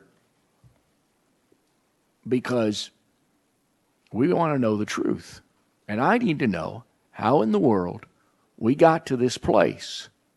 Because it seems to me that we got to this place because a governor apparently believed a tweet from a reporter and a so-called investigator that used to work for you. And all of this is of great concern to me. I have no further questions. Senator Springer. Thank you. Thank you, Sheriff. One thing I know that question I guess I would have is Liberty County and your department going to apply for the grant funding for the $500,000 a year under SB 22? Yes, sir, we did. And if I could hug every one of you, I would. Well, I authored the bill. I'm willing to take it. Group For hug. Some of us are eminently We more are putting huggable that- than others. But We are using that to the full benefit, and thank every one of you for that. If it wouldn't be bad, I'd give you a kiss too. Well, I'm glad to hear you're, looking forward to that and being able to add more resources. And so, if I heard you right, you have 50 patrol officers, and 10 of those are paid for by the Property Owners Association at Colony Ridge. That's correct. Okay. 10 of them stay in the subdivision only. And they stay in there, and then the other 40 can provide backup as needed. If it's needed. The other 40 take care of the rest of the county. Right. And so, texted Ray Sappington, all you sheriffs know each other. And Ray, tells me we have 18 in Cook County. And we're about, and we're about 40,000. So, obviously, lesser population from those.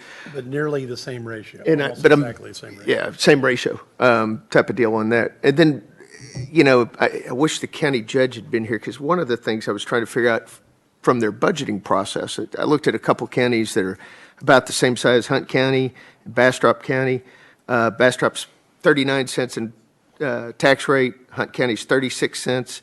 I have Liberty County at right at 48 cents for 2022. So from the taxing revenue I'm assuming that they're bringing in, I would think they would have the resources there to add deputies as they need. Yes, sir.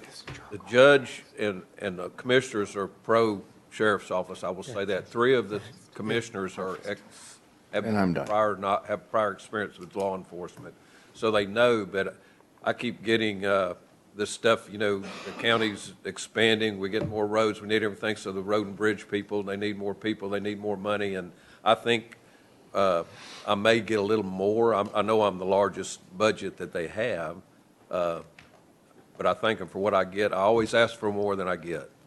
Right. And so, Chairman Betancourt's point, the ratios are about right with ours with, 40 that the county's paying for. It's about the same number that we pay for. And I guess really that POA sort of almost acts like it's a police department in there. And so it's probably because it's such a large population outside an unincorporated area. Yes, that has those numbers on the needed basis. But, when you look at your peer counties, comparable size, same type of crime numbers, same type of, statistics that you would see? I've never compared the county to other counties. I just try to focus on what we're going to send my people to kind of focus in that area to do it, because Liberty County is my only concern, I guess. I would say. It certainly is your primary concern, and we thank you for that focus. We do. Absolutely. And Until the colonels start bringing up some other stuff, I didn't know there was anything outside Liberty County. no, Well, you do know you border Montgomery County, Harris County, and that's where all the bad stuff comes from, right? No, I'm just joking. well, it does make, and look, same type of thing. Cook County sits on top of Denton County, it's 1 million. So, ratio of Hughes sitting on top of Harris County, same type of thing that we see there. And sometimes, activities have tried to figure out that they can come out into the country sometimes and think they're going to see less eyeballs on them. But typically what they don't realize is, if somebody realizes that's not a white pickup truck driving down that county road, and they recognize what cars go down it, and they call sometimes. Yes, sir. So, all right, thank you. Gentlemen, anything else you want to add? Because before Senator Eckhart asks a question, because we have people that want you to lean into the microphone a little bit to be heard. But any other comments, Sheriff, because we interrupted you in the middle? No, sir. Okay. Then lean in to answer whatever question Senator Eckhart has. Senator Eckhart. Senator Springer, thank you so much for the questions that go straight to the heart of my interest with regard to officer to population ratio being comparable, crime rates actually being lower than comparable counties, and also your testimony that actually your budget in the county budget represents the largest investment by the County Commissioners Court, correct? That's just, ma'am. So what I'm looking at is roughly a 1 officer per 2,000 population ratio in your county, which is about on par with other counties. Actually, for the county I've got 2.6, let's say 3 officers countywide. Now, again, we're estimating 50,000 people in this subdivision. That's where I get my figure from. But I've got about, say, 3 officers for every, if everybody was working, not on vacation, sick, school, court, whatever, I'd have 3 officers countywide for 10,000 people, including the Right, on a 4-shift basis, right, Sheriff? Right. So your county is about 100,000 population, correct? Well, according to the census, that's what it was, but a census I don't believe was correct. I'm estimating 130, but then I subtracted I took all the incorporated cities out because they have police departments, and Right. we don't have anybody with 10,000, but I estimated Liberty was like 97, 93, 95 to Dayton and Cleveland. Then we have Plum Grove, which is incorporated in Dayzetta. And I took them 8, and I came down to 102,000 is what my math was for the county. And that's just my estimate. It's not Sure, accurate for the sure. Census Bureau. So of your unincorporated population, you're slightly over 100,000 with 50 officers. Correct. I would say it's over 100,000 in the unincorporated, yes, ma'am. And so 30 additional DPS officers is a substantial augmentation of your force, correct? It would be, yes, ma'am.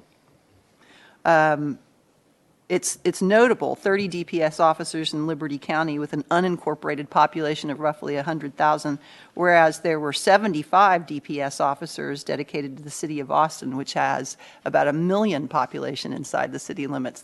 So 30 officers in Liberty County is a really substantial Senator, investment I of don't know how they DPS figured it, resources. but I'm That's not, yeah, 30 was at the max, and there's those on surge operations, and like I said, we conducted 8 surge operations, so that was at particular times we're that high, but right now, well, we're far under those numbers, and I would imagine at least an aggravated squad number right now, probably another 10 troopers on a regular basis.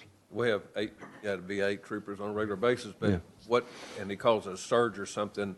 We did not know exactly what was going on in there, so we had a combined, I want to say task force, where we had DPS, CID, the troopers, we had ATF, and FBI. We had several agencies come together to work for 3 days, and they came in there, and we did not know what really the crime statistics were till DPS started putting all the numbers together. I think during those 3 days, the 36 hours, they made like 414 traffic stops.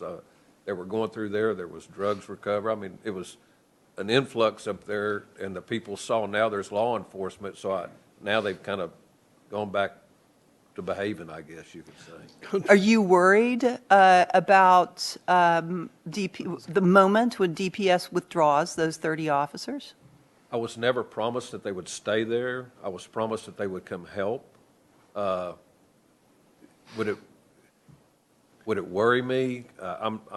My guys would just have to work. We've worked without them, and we've worked with them. We prefer working with them, but if they withdraw, Sheriff, I think we've established they can come back if needed. yes. Sheriff, are you aware that there's currently a bill to infuse the Department of Public Safety with $40 million additional dollars? And do you expect to ask for grants from the Sheriff's Department, or from the Department of Public Safety for your Sheriff's Department? I was not aware of the bill till I got here, and it was mentioned by Senator Bittencourt. I was not aware. I believe the bill included Colony Ridge in there, so I'm hoping Specifically? that it will. Yes, ma'am. And do you expect it to augment your sheriff's budget so that you can hire more deputies? If it's feasible, yes, we would hire more deputies. We would use that. I don't know. I have not read the bill. I've talked with the colonel. Liberty County Sheriff's Office, well, no Liberty County employee gets overtime. They get comp time, which they don't get paid for the hours they work. If there was some type of bill or grant, as we were talking about, that actually furnished extra overtime money, I have deputies that would work in that subdivision on their days off to get a paycheck, rather than us having to call them in to get comp time where they get nothing. Colonel McGraw, would you consider covering overtime for Well, the certainly Liberty whatever County Sheriff's Department? Well, absolutely, if it allows for that. The 40 million that came up wasn't just for Colony Ridge, it was for sustain the same level of tempo that we're doing right now, border wide. So it was looking at the overtime in terms of what our burn rate was. It was around 13.5 million a month. It went up to nearly 24 million a month, and so that's where the 40 million came with a 4 million with gap in there between the 36 million and 40 million. So that's where that number came up with it. Now, what we're allowed to do with it, clearly. Now, Sheriff and I talked, there's absolute value in the sheriff being able to work his deputies beyond 8 hours. And comp time catches up with you after a while. You get comp time, and then pretty soon you're losing patrol time. Right. So overtime is ideal in increasing local patrol capacity. The subject matter experts that are in the communities themselves, those deputies that are in the communities that are doing community policing, is ideal, whether it's in Austin or whether it's in Colony Ridge. That's clearly a value add. And certainly we would Senator, let support. me read this for everyone, just to make sure everyone understands. The bill that was passed yesterday in Senate Finance, Chair Huffman, the trustee programs within the Office of the Governor shall transfer $40 million to the Department of Public Safety for border security operations, including paying for additional including paying for additional overtime expenses and costs due to an increased law enforcement presence to preserve public safety and security in the Colony Ridge development in Liberty County, Texas. And is that overtime for DPS or for subsidies to the? I mean, it doesn't say, but it's implied that it's, it's DPS, but we'll obviously talk to the. Hopefully both. Right. Hopefully both. Ideal. I know you've paid, large sums of overtime to one of your troopers down on the border, $246,000 in overtime in 1 year. Is that not correct? I believe so. Yeah, that was to There's Royal several- Betancourt, right? There's several that have worked, and I think it's been pointed out, some have made more than me in the past, but of course they're worth Royal more than Betancourt me. made a whole lot last year. Almost as much as you, more than you. That's right. Yeah, and That's not Chairman Betancourt. yeah. No. Right. Thank you. It would be your primo. Yeah, right, obviously. Art- Obviously, I think it's spelled B-E-T-A-N, but he must be working, pretty close to around the clock for that number. Must be. All right. Any other questions, gentlemen? Any other comments? Thank you for your time. Chairman, Senators, thank you. Thank you. Okay, let's call up continuing law enforcement Chief Bassage. Ryan, why don't you come on up, state your name. Then committee, my intention would be to call the superintendent so we get him back to educating children, and then we're going to do the Texas Commission on Environmental Quality. Then we'll be looking at the MUDs of the management district. For everyone, look, this, as we do in every local government meeting, we attempt to find the facts and find the truth, and that's what we're doing today. And I appreciate everybody's patience because issues like this are actually multifaceted and have a lot of angles that, as legislators, we need to review. So with that, Ryan, state your name and who you represent. Obviously, comments on the letter would be appropriate because I suspect you'll be getting questions on it, but go ahead. Thank you, Chairman Betancourt and members. My name is Ryan Bosch. I am Chief of the Consumer Protection Division at the Office of the Attorney General. I'm here today as a resource on the Colony Ridge issue. Consumer Protection Division is currently leading one sprawling active investigation into Colony Ridge on behalf of the Attorney General's office, and I'm happy to provide you with a summary overview of that investigation. Please do. The Attorney General's office has a range of authorities, but as it relates to Colony Ridge, our jurisdiction is primarily based on investigating misrepresentations made to consumers, potentially abusive lending practices, and whether Colony Ridge's operations are giving rise to public nuisances. Beginning in August of this year, the Consumer Protection Division has spent several hundred hours investigating whether Colony Ridge is complying with its legal obligations in these respects. Thus far, the Consumer Protection Division's investigation has included, 1, in issuing civil investigative demands to Colony Ridge entities, 2, reviewing Colony Ridge's marketing websites and social media, including dozens of websites and social media pages that are likely calculated to appeal to persons outside this country, 3, coordinating with state regulators, including the Texas Commission on Environmental Quality and the Department of Savings and Mortgage Lending, 4, investigating multiple consumer complaints from Colony Ridge buyers, and 5, speaking to local law enforcement and other local stakeholders. Our investigation remains ongoing, but our preliminary findings reveal significant concerns with Colony Ridge's compliance with multiple laws designed to protect consumers and the public and to prevent unscrupulous business practices. Our preliminary findings also indicate, however, that Colony Ridge will likely persist in materially the same form as it exists today and will likely only grow larger without new legislation.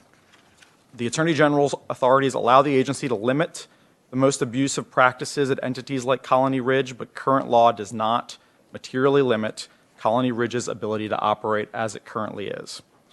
Thank you, and I welcome the committee's questions. Thanks for your testimony. You've got a general summary. You've heard the testimony today so far. I have. All right. Is any of this testimony in contradiction to what your reporting or your preliminary reporting is at this point? And specifically, I want to make sure that civil authorities, that everyone is cooperating with, if you've asked for information, et cetera, that you're getting information, I assume from the county, the MUD, the developer, the management district, title company, whatever else. Is that true? Yes, everyone has been cooperating, Chairman. Okay, good, because that's the first question to ask.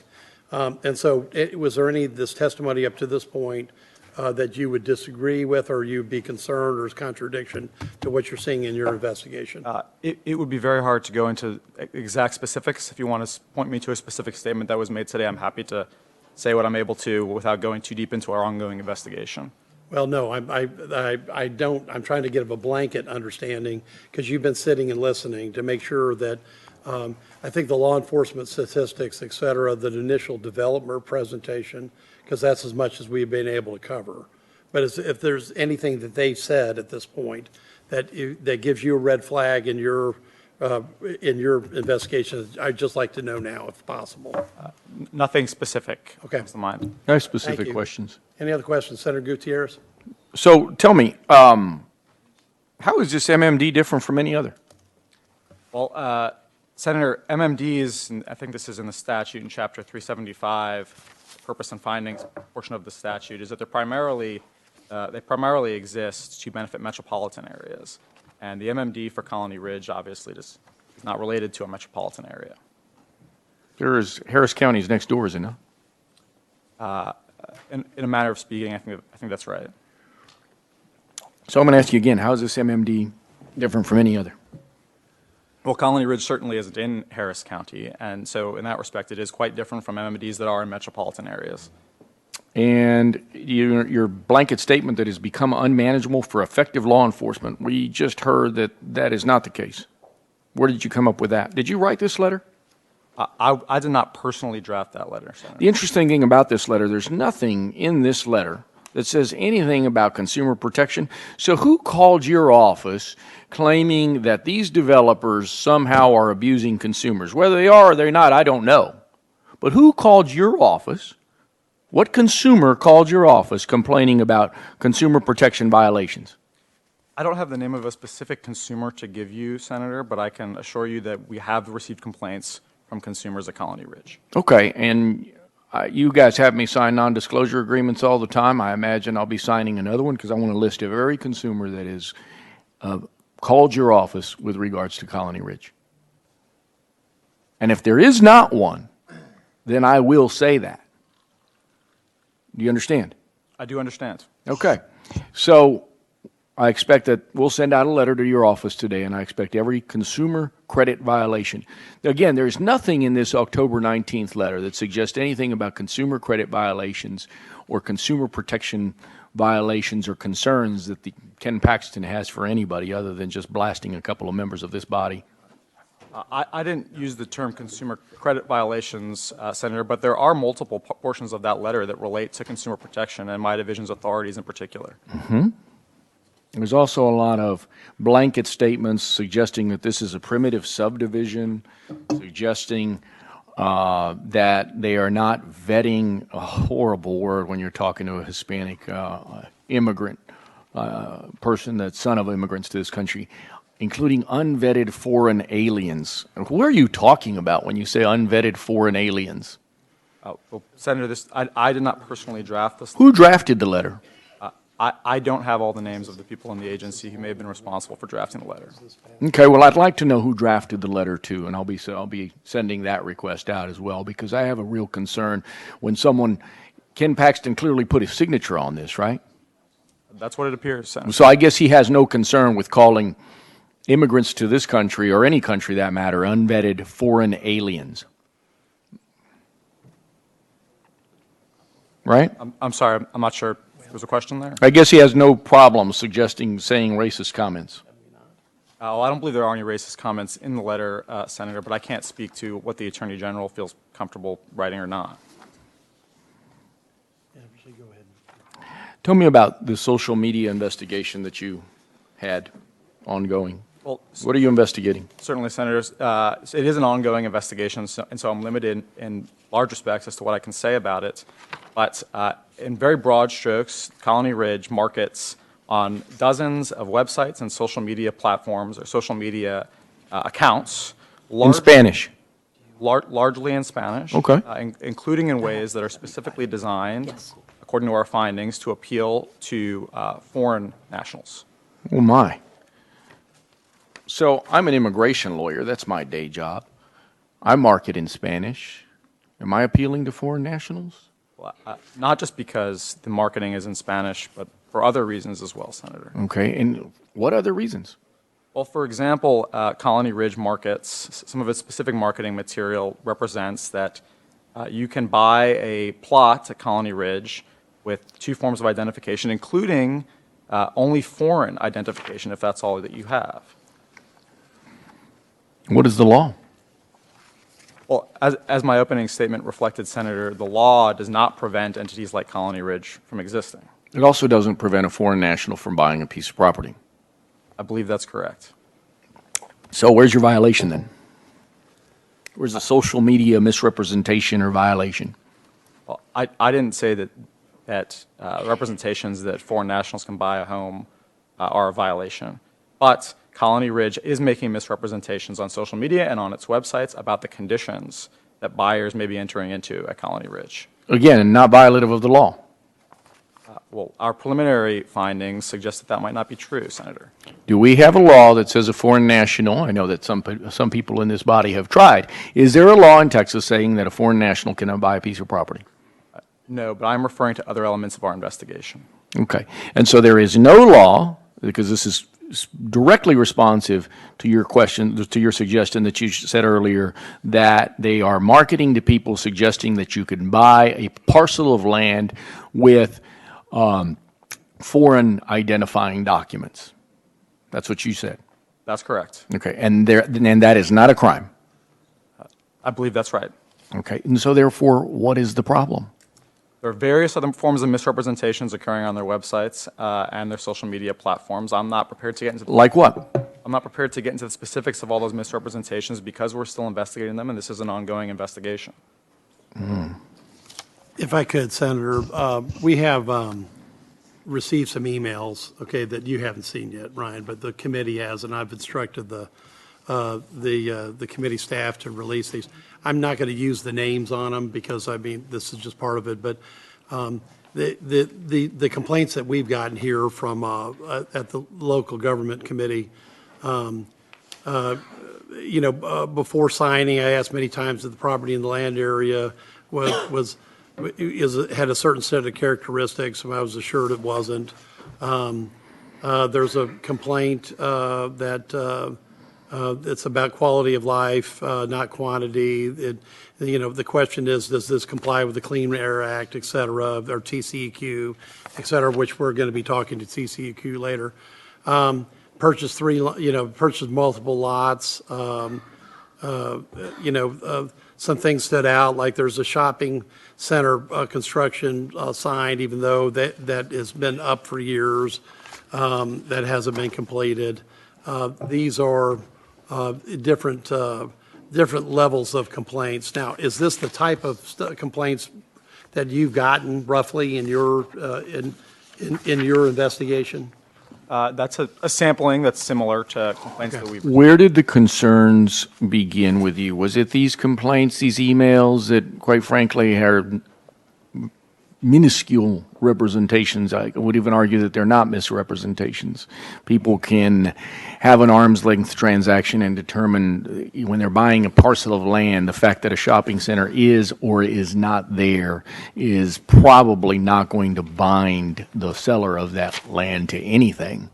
And so explain to me where all this began. And I guess the point of my questioning is we have committed an unjustifiable amount of law enforcement resources to this community. And now your office is doing a so-called investigation that you can't even show me. You're claiming some kind of privilege, investigative privilege of sorts.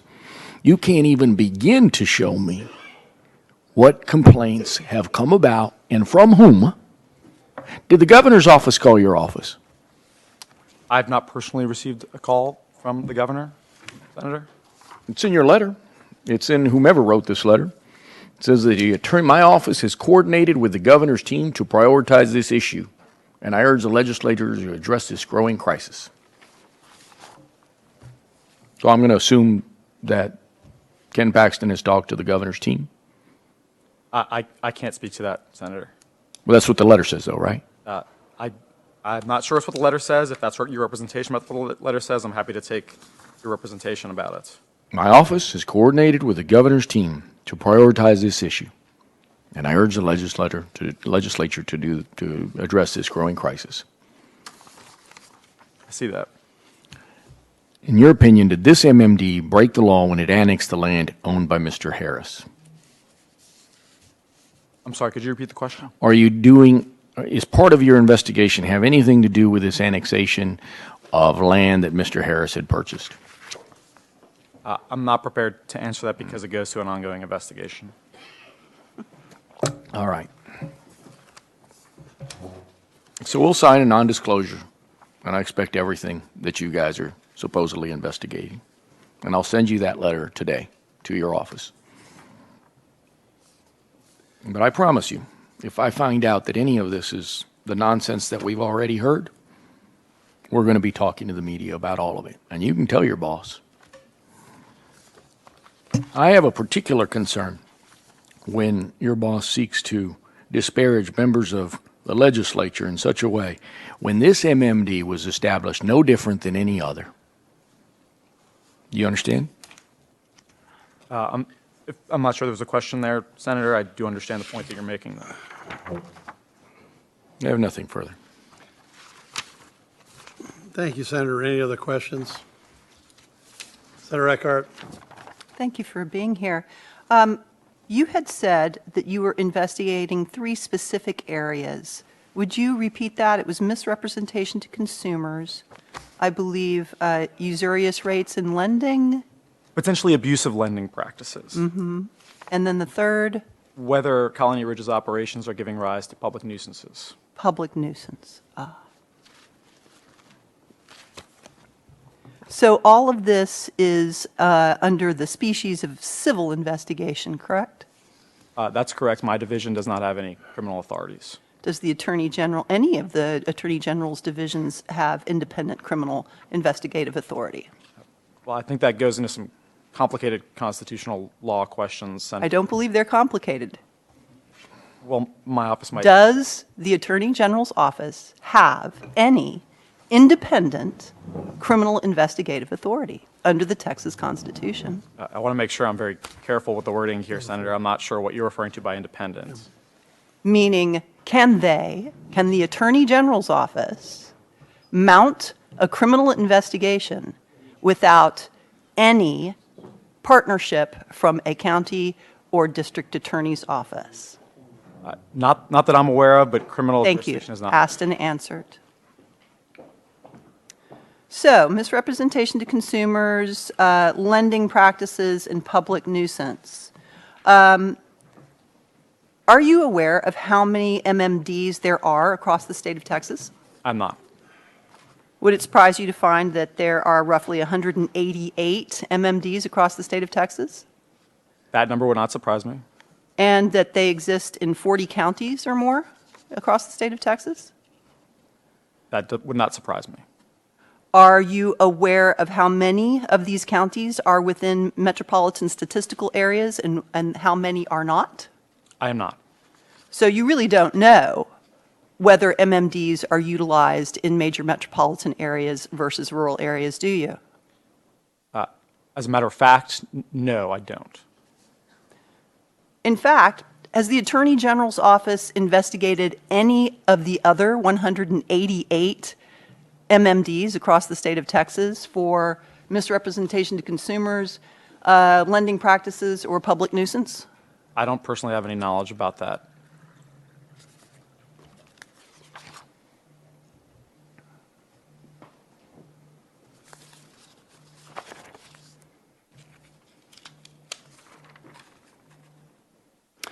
Also, the Attorney General's office has direct authority over bond issuances by MMDs, does it not? I'm not familiar with those authorities. You are not familiar with the law that requires MMDs and indeed any other local governmental entity that issues bonds to have their bond approved by the Attorney General's office before putting it to market? I'm sorry, Senator, I'm not familiar with the scope of our authorities to enforce in that area. Interesting. So in that case, you wouldn't be aware of whether or not the Attorney General's office has ever rejected an MMD bond issuance, would you? No, I'm not personally familiar with that. So it sounds like this is a highly unusual investigation of the Attorney General's office. Well, my division's not investigating anything about bond issuance, Senator. These are classic Consumer Protection Division investigations regarding misrepresentations, lending practices, and nuisances. Are you working with the Texas State Securities Board in this investigation of lending practices or any investment securities with regard to this MMD? I don't want to make any specific representations about other state agencies that we've spoken to, but my team has been speaking with several state agencies. But you will not tell us whether or not you are working in coordination with the Texas State Securities Board? I would be happy to follow up in writing with what I'm able to say about that. With regard to public nuisance, I would suspect that you would be coordinating with the Texas Commission on Environmental Quality, are you? We have been coordinating with the TCEQ. But you didn't bother to ask the TCEQ how many MMDs there are across the state, since they keep that information? Someone on my team may have asked that information. I don't personally know the answer to that question.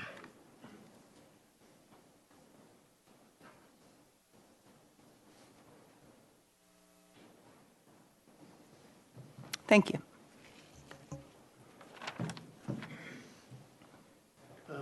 Just a couple comments on the management. I don't think the management has actually issued yet. We're going to find that out shortly. My question went to whether or not they have ever rejected an MMD bond issuance, and for what reason. Clearly, this witness would not have that information.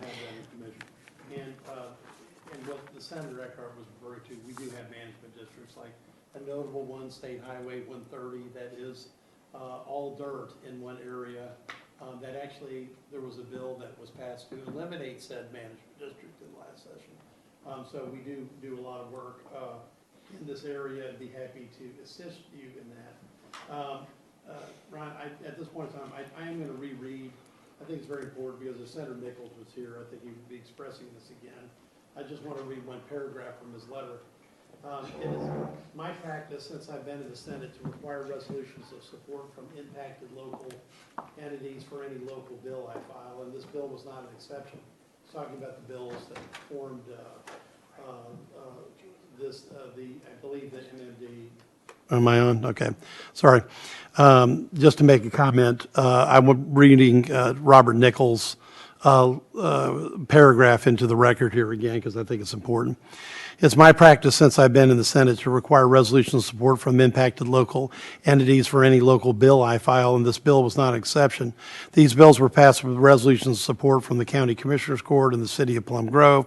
The intent of these districts was to give local officials more tools in the toolbox to ensure responsible development that serves the community interest. To that end, representatives placed by the school district and county commissioners court were given a majority interest in the initial boards of both the municipal management district and the municipal utility district. So, Ryan, I want you to take that back, okay, because that's actually Senator Nichols' response directly on that issue. Any other questions at this time? All right, well, thank you for your time, and looking forward to hear what your report is in the future. Thank you. All right, let's get the school board up here, actually the superintendent. Stephen McCandless. Good morning. Thank you. Thank you for having me. State your name, who you represent. Stephen McCandless, the superintendent of Cleveland ISD. And, Superintendent, I don't believe you had a chance to testify in the House yet, so take your time to discuss whatever issues like the committee to hear. Sure. In reference to the impact of Colony Ridge on Cleveland ISD, I would like to talk about the fast growth, hyper growth that has occurred in the district. When I first arrived in the district in July of 2013 to serve as high school principal, the district had approximately 3,400 students. The high school at the time had 800 students.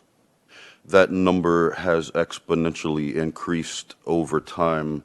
By the time I left the high school in 2017 to promote over to central office, the high school was at 1275, and the district was a little over 5,000 students. So that's roughly a 50% plus growth. Yes. Right. And so what's happened since 2017, Superintendent? We currently sit at 11,980 students as of yesterday. This year alone, on August the 8th, the first day of school, we opened with 10,441 students. And you see where we are now, just under 12,000. An earlier comment mentioned that a third of the lots have been developed, are being lived in. If that course holds true and the rest are developed on this trend, then it will continue to be a positive response to the demographers who have projected our district enrollment to hit 50,000 when the Colony Ridge subdivision is complete. And by 2031, we are projected to be at 25,000 students. So all projections from our demographer remain on track. It is happening. I would like to note that I told you when I came to the district, we were around 3,400. There is a subdivision called Bay Vista, which is on FM 1010. It was really one of the beginnings of Colony Ridge. If you take Bay Vista and go south to the Grand Parkway, our student enrollment is 8,400.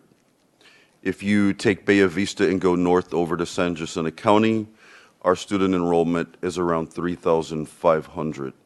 So what that tells me, looking at the data, is had it not been for the Colony Ridge subdivision, Cleveland ISD would most likely remain around the 3,500. Right now, FM 1010, it goes north-south, and North then it hooks south. over, right? If I remember, I've driven it, right, and then it hooks over east-west at some point. It's FM 1010 Plum Grove Road. It goes north-south. Oh, It hits right. the 105 bypass. Okay. It's really the only thoroughfare viaduct we have from the district proper down south to Colony Ridge. No, you were just referring to it as a north-south. I know it runs north-south, but it's not a north-south barrier. It's a Right. north-south artery. Okay, Correct. fine. Okay, go ahead. We have been told that the Colony Ridge subdivision can expect to have 225 to 250,000 people. That has been said by the developer and other reports out there. We've heard different numbers of how many people are living down in Colony Ridge. I've heard anywhere from 20 to 40. Sheriff Rader says 50. And in our district, with the formulas we use, we estimate it to be 50 to 70,000. Okay, so you would agree with Sheriff Rader at I least? do, All right, yes. thank you. We are currently at 94 bus routes. Back in 2014, we had 25 bus routes.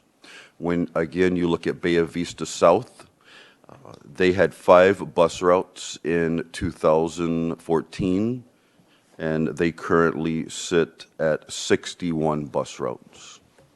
In town itself, they had 20 bus routes in 2014, and we currently have 33 bus routes. So the tremendous growth down south, what it has caused the district to do in terms of resources, availability, portable classroom buildings. Since 2015, the district has spent $10 million buying portable classroom buildings.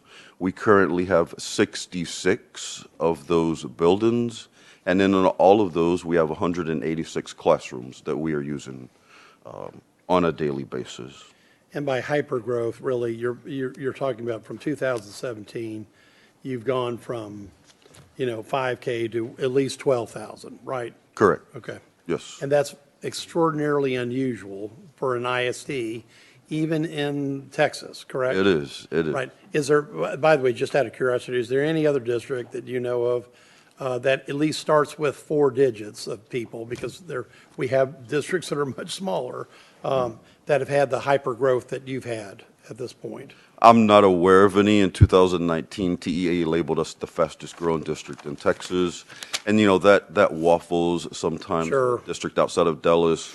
But we are the fastest growing in all of Region 4, the Houston region, and we continue to hold on to that wonderful moniker of being the fastest growing. That's what's called stretched resources from my earlier comments. Go ahead, Superintendent. Yes.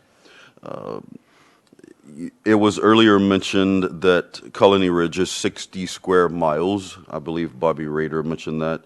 Our entire school district is 143 square miles. So that leaves about 83 square miles. So if Colony Ridge is 60 square miles, and I've already noted that 8,400 of our students are south of Bay Vista, that means the other 3,500 students are comprised in the other 83 square miles. We have to look at data and data trends and growth. I have to know where to order the next portable classroom. Sure. There's a 9 to 12 month lead time. School buses right now, 9 to 12 month lead time. We have had 2 charter schools open last summer and then this past summer. However, ILT is not opening a charter school next summer. So the 1,000 to 1,500 students who move in over the summer, we expect them to enroll in Cleveland ISD. I appreciate your attention to detail, Superintendent, because it's important.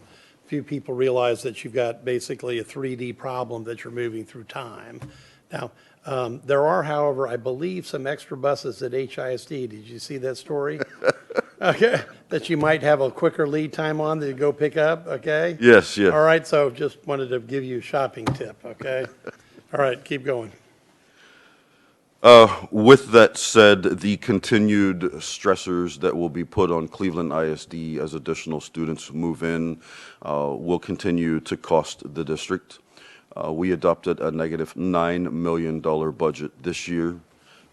Cleveland ISD is not foolishly spending money. We're very effective and efficient with our funds. However, when we are constantly buying portable buildings, for example, one portable classroom, we buy the 10 classroom portables with restrooms, especially if we're going to use them for kinder, first, or second. By the time we buy that one portable classroom, we add the furniture, we add the network drops, we add the plumbing. We are in $1.1 million for one portable classroom building. What's your hard, have you done a cost of actual hard construction, not temporary? We have. And I'm just curious what the 1.1 compares to per classroom. We have looked at that to do even a metal building construction. That cost would be around $7 million to $8 million, and with us already dipping into our fund balance to adopt our budget. Which was going to be asked, what is your fund balance right now, and what are you dipping into? That's exactly where I was headed. The fund balance right now is $37 million, and with us, by statute, we must have the 3 months in there for operations. Sure. So there's not much more we can continue dipping into. I am currently looking at all of our finances and being extremely efficient. We are combining positions and looking at those positions that are most removed from the classroom. Because I have assured the school board, the last thing I want to do is lay any staff off. I do not plan to do that. Colony Ridge, and I'm not going to blame all of the district's trouble on Colony Ridge. I'm giving you the facts and the numbers. They speak for themselves. That is where 80 to 90% of our new students are living when they enroll. When they come into our district PEMS department for registration, their addresses are reflective of down in Colony Ridge.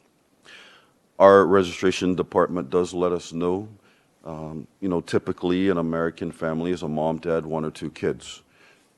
In Colony Ridge, we are having multiple families in one house. And we will have 5, 6, 7 kids, so we have to do residency affidavits because the person whose house the light bill, gas bill, water bill is in, they are the main resident. You have to prove residency. So we do multiple residency affidavits so multiple families can live in one house. When you look at the school district revenue, we were at 1.21, but new legislation, we're projecting 1.02. When you look at a $100,000 house, we're getting about $1,000 off each rooftop. Sure. Cleveland ISD is a rooftop district. We have no industry, no commercial, and there is none You have in the literally no industrial or commercial, you have probably some retail, but. That's correct, yes. Right, okay, but just, we a do small have portion of it. frontage along the Grand Parkway. Right, yeah. I've talked to Kingland Development, but again, that is years off to bring in any commercial or business. So we are a rooftop revenue district, and we will get on a $100,000 house, $1,000, but there's multiple kids living in that one house. It does create a problem for a school district. Since 2015, we have passed 3 bond referendums and 3 have failed. And the majority of the failures started after 2019. The community has a hard time investing in and wanting to build facilities for something that they believe has been put on them. They feel Cleveland ISD was always a small community, and this growth, they don't want it. I'm just going to tell you what they say. They don't want it. Sure. So we get failed bonds, which causes me to continue to buy portable classrooms. That's right. Right. No, when you, out of the total, let's see, the total population in Cleveland ISD is? 11,000. No, not students. Do you know any of the demographics of the total area? And the city itself, with the latest census, it stayed right around 7,000 to 8,000. 7,500 is what I thought. Bobby Rader mentioned the county population around 120. It's very hard unless you go door to door. We talked about that in the school district. Unless we go door to door, it's very hard to know exactly. We know the number of students, but we don't know the number of people who might be in that house with them. And what's the transition level of the students, or the transfer level in and out, per year? How much of your cohorts actually go from one year to the next in Cleveland ISD in this area? The mobility rate, it's hard to have a pure cohort. I'm sure, right, okay, so because whatever, rapid. whatever tool you've got to measure, give me some estimate of that. We track our cohorts in our CCMR and CCR system. Our cohorts, probably 80% stay together as they move up in grades. I don't want to go too much further into that without having. Oh, that's a good starting point, okay. That's actually higher than I thought it would be. Yes. Right. It means you're doing, certainly an acceptable job on a per cohort basis. Keep going, Superintendent. I've pretty much covered everything that I could think of when it comes to the rapid growth and how it's affecting the district. Of course it is. Because he can't get any debt. No, that's the IMS. That's because he hadn't, because he has passed those early bonds. Oh, you mean, okay, well, if you want to ask him, go ahead. Okay, all right. Sorry, we're chatting about tax rates, okay, which we seem to do constantly on this committee. So anyway, you did have some bond issues that passed early on, so you do have a higher debt rate, but then you're in the highest growth of the entire area. Correct. No question. And obviously you're having to use a lot of M&O expenses, like for temporary buildings and stuff that Yes. normally would be in a debt, a mode, because but that's because, and you've had 50% failure of the bond issues. Is it literally a stark line that everything before 2019 passed and everything failed since then, or is there a mixed bag?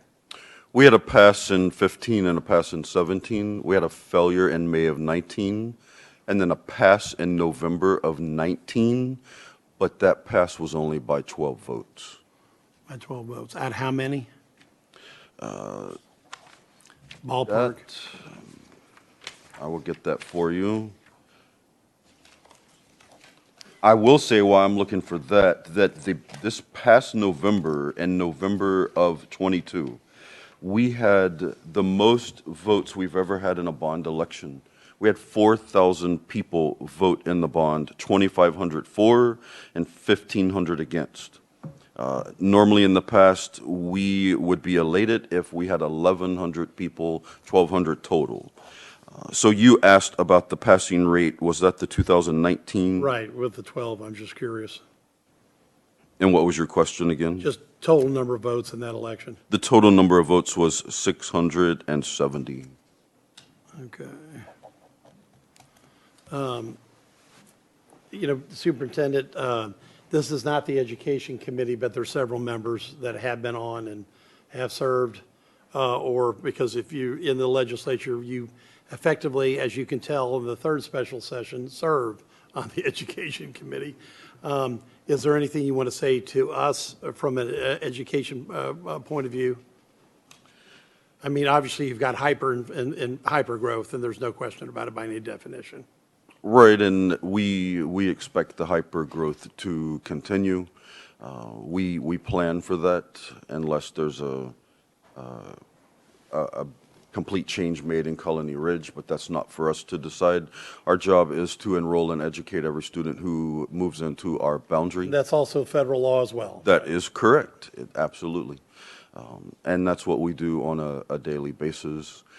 We project out 12 to 18 months for our finances, and as I mentioned earlier, I am making cuts to prepare for that.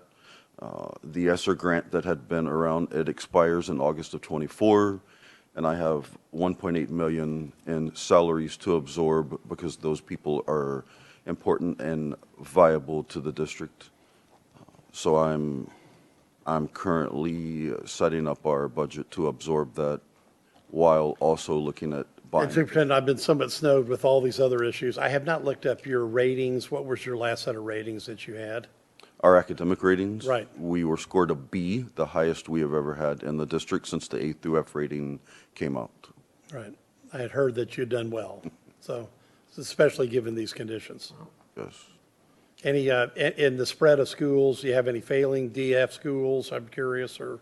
We did. Our middle school, Cleveland Middle School, was ranked in F. However, that was before the new middle school opened, so she had 2,800 students on a 6th, 7th, and 8th grade campus. Our new Santa Fe Middle School opened, so now she's down to about 1,500, and Santa Fe Middle is a little over 1,000. It's extremely difficult to focus on academics when you have that many students. Swarmed onto a campus that can't handle it, right? All of our elementaries are 1,000 or over. Our high school, I took 9th grade out of there year before last, so I have 1,000 9th graders on a campus by themselves, and our 10 through 12 is sitting at 2,800 students.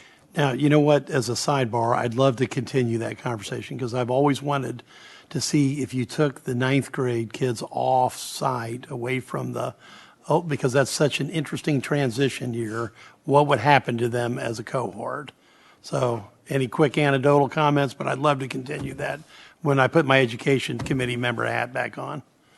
I am a advocate and proponent of 9th grade centers. I was tapped to be the principal in Channelview ISD to open that new 9th grade center in 2007, the Caleric campus. What 9th graders don't understand is you cannot come in March and April and ask the teacher for extra credit. This is not junior high. They don't understand the credit system.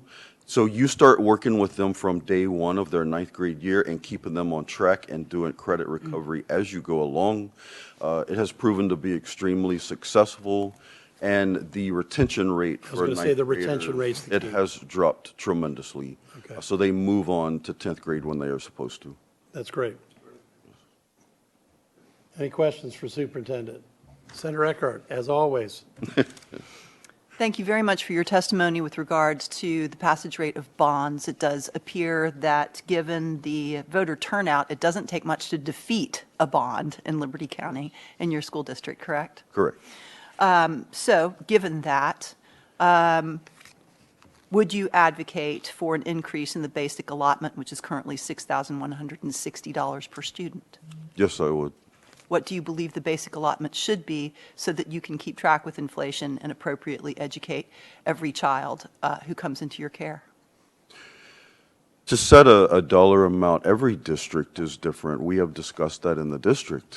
Cleveland ISD is extremely unique, and as I talk to superintendents across the state, they will even say the situation you're in is unlike any other we have seen due to the rapid growth.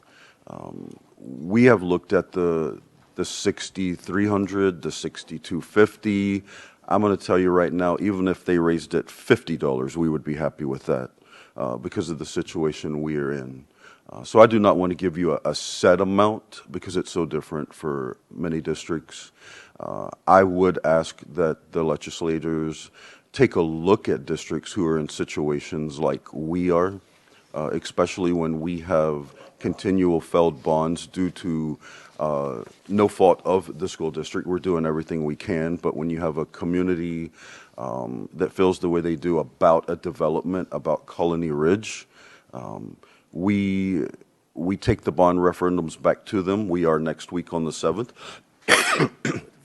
And hopefully we have appealed to them and educated them enough for them to see that this is what the students and the staff and the district need. And we'll see how it goes next Tuesday. And given that the basic allotment is a static figure, would you want to at least have it indexed to inflation? Yes. Thank you very much. You're welcome. Well, the good news is that we have a higher number than your 50, no matter what happens, okay? Anyway, Senator Springer. Thank you, Superintendent, for being here. Question, and I'm assuming there may be multiple precincts, voting precincts in Colony Ridge, but what is the voter turnout in Colony Ridge versus the rest of the district? The voter turnout is dismal. It's extremely low. Even though the developer has told me he knows he has about 1,600 registered voters, that's what he says he knows. I have no idea. In the last election, we had 75 people who voted in the Colony Ridge area.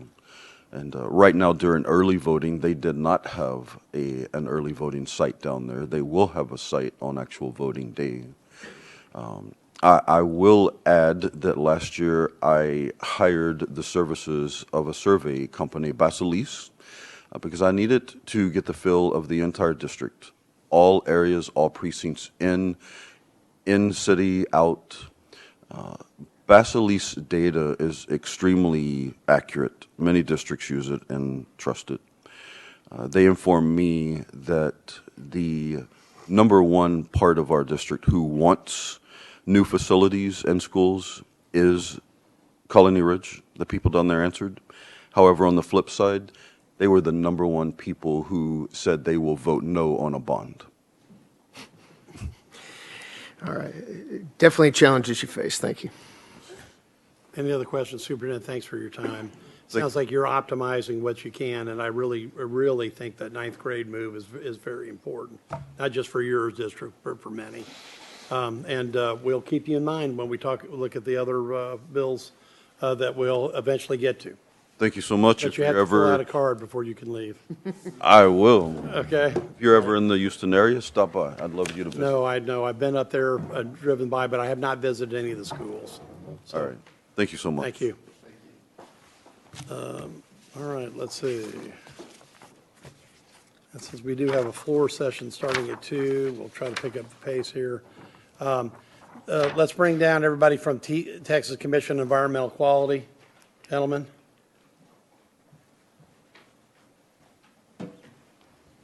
Gentlemen, state your name, who you represent. Good afternoon, Mr. Chairman, members. I'm Craig Pritzloff. I'm the Director of the Office of Compliance and Enforcement at the Texas Commission on Environmental Quality. With me today is Mr. Justin Tack. He's in our Office of Water and heads up our district section. And he'll be available to answer questions on districts, and I'm here to answer questions and make a brief statement on compliance and enforcement at the Colony Ridge development. Sure. This development, as you've heard, is a classic development consisting mainly of residential property lots, a few commercial properties. In terms of regulated facilities, in addition to the construction development area, there are 6 permitted wastewater treatment plants serving the area and 6 authorized public water systems. There are 6 additional wastewater facilities pending activation that have already been permitted, or that are either pending permits or activation. There are 2 pending permits and 2 that are awaiting activation. TCEQ conducts regularly scheduled investigations at each one of these authorized and permitted facilities. We also do initiative-based investigations and complaint-related investigations within the development. To date, from 2017 to present, TCEQ has conducted 73 investigations, 24 of which are in progress. 49 have been completed. Those investigations, of the ones that have been completed, have resulted in 31 enforcement actions. An enforcement action will include a notice of violation and a formal enforcement order. 3 enforcement orders have been issued to date. And the 3 enforcement orders were for? Related to a wastewater facility, wastewater overflow discharge, another related to stormwater issues at one of the development areas, and another one related to a public water supply system. Right, because if you go ahead and finish your statement, Commissioner Ramsey from Harris County has expressed some concerns exactly about those issues. So when we get a chance, we'll circle back to that. Go ahead. Sure, and we can circle back to it now. I just wanted to say that since September, given the heightened concern and press and inquiries related to this development, we did surge out 12 investigative teams to the Colony Ridge area to touch each one of the regulated facilities and to do reconnaissance surveys of some of the development activities in that area. TCEQ has a regular schedule for authorized and permitted facilities. We had some scheduled already this year. We moved those up. And then on the other ones, we did reconnaissance on those. And they found the following?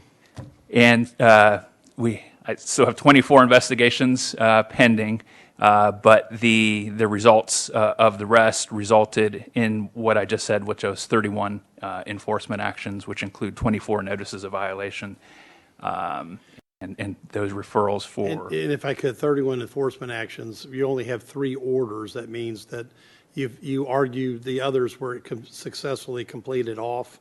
That's correct. We're a compliance-first organization. Sure, of course. And we work actively with any entity that's in noncompliance to No, achieve let's hope we compliance. maintain that, because otherwise we want a compliance-first philosophy. So so those were, are you expecting the same ratio in the remaining 24?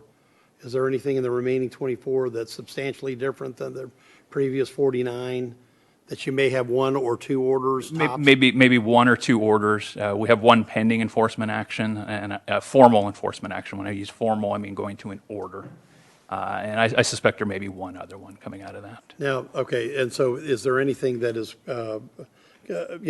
compared to other subdivisions of this type, unusual or off the charts? No. Okay. Questions? You're a double header, so I don't know if you all wanted to say, was that it, or is there anything else you wish? That's on compliance and enforcement. I'll be here for the remainder of Mr. Tack's statement as well. So. Good afternoon, Chairman, committee members. I'm Justin Tack of the district section of the TCEQ. Our group is tasked with general oversight of water districts, including the 2 districts that we're discussing today, Liberty County Management District Number 1 and Liberty County MUD Number 1.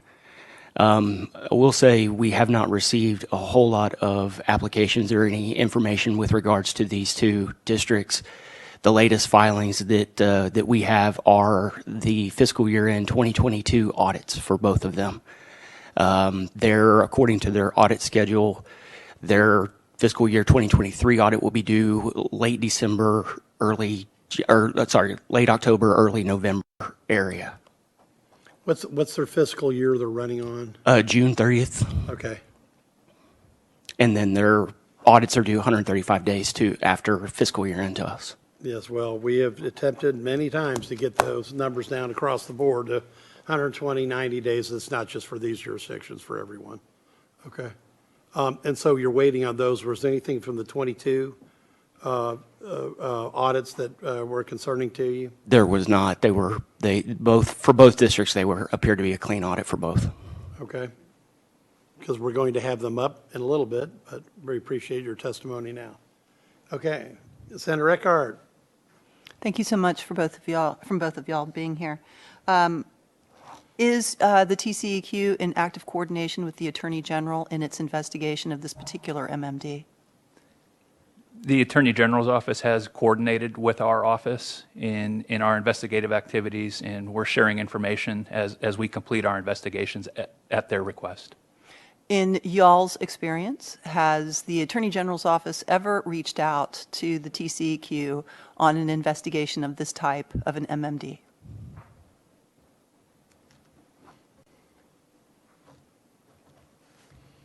I'm not aware of that request. Thank you. Mr. Tack? Me neither. Thank you.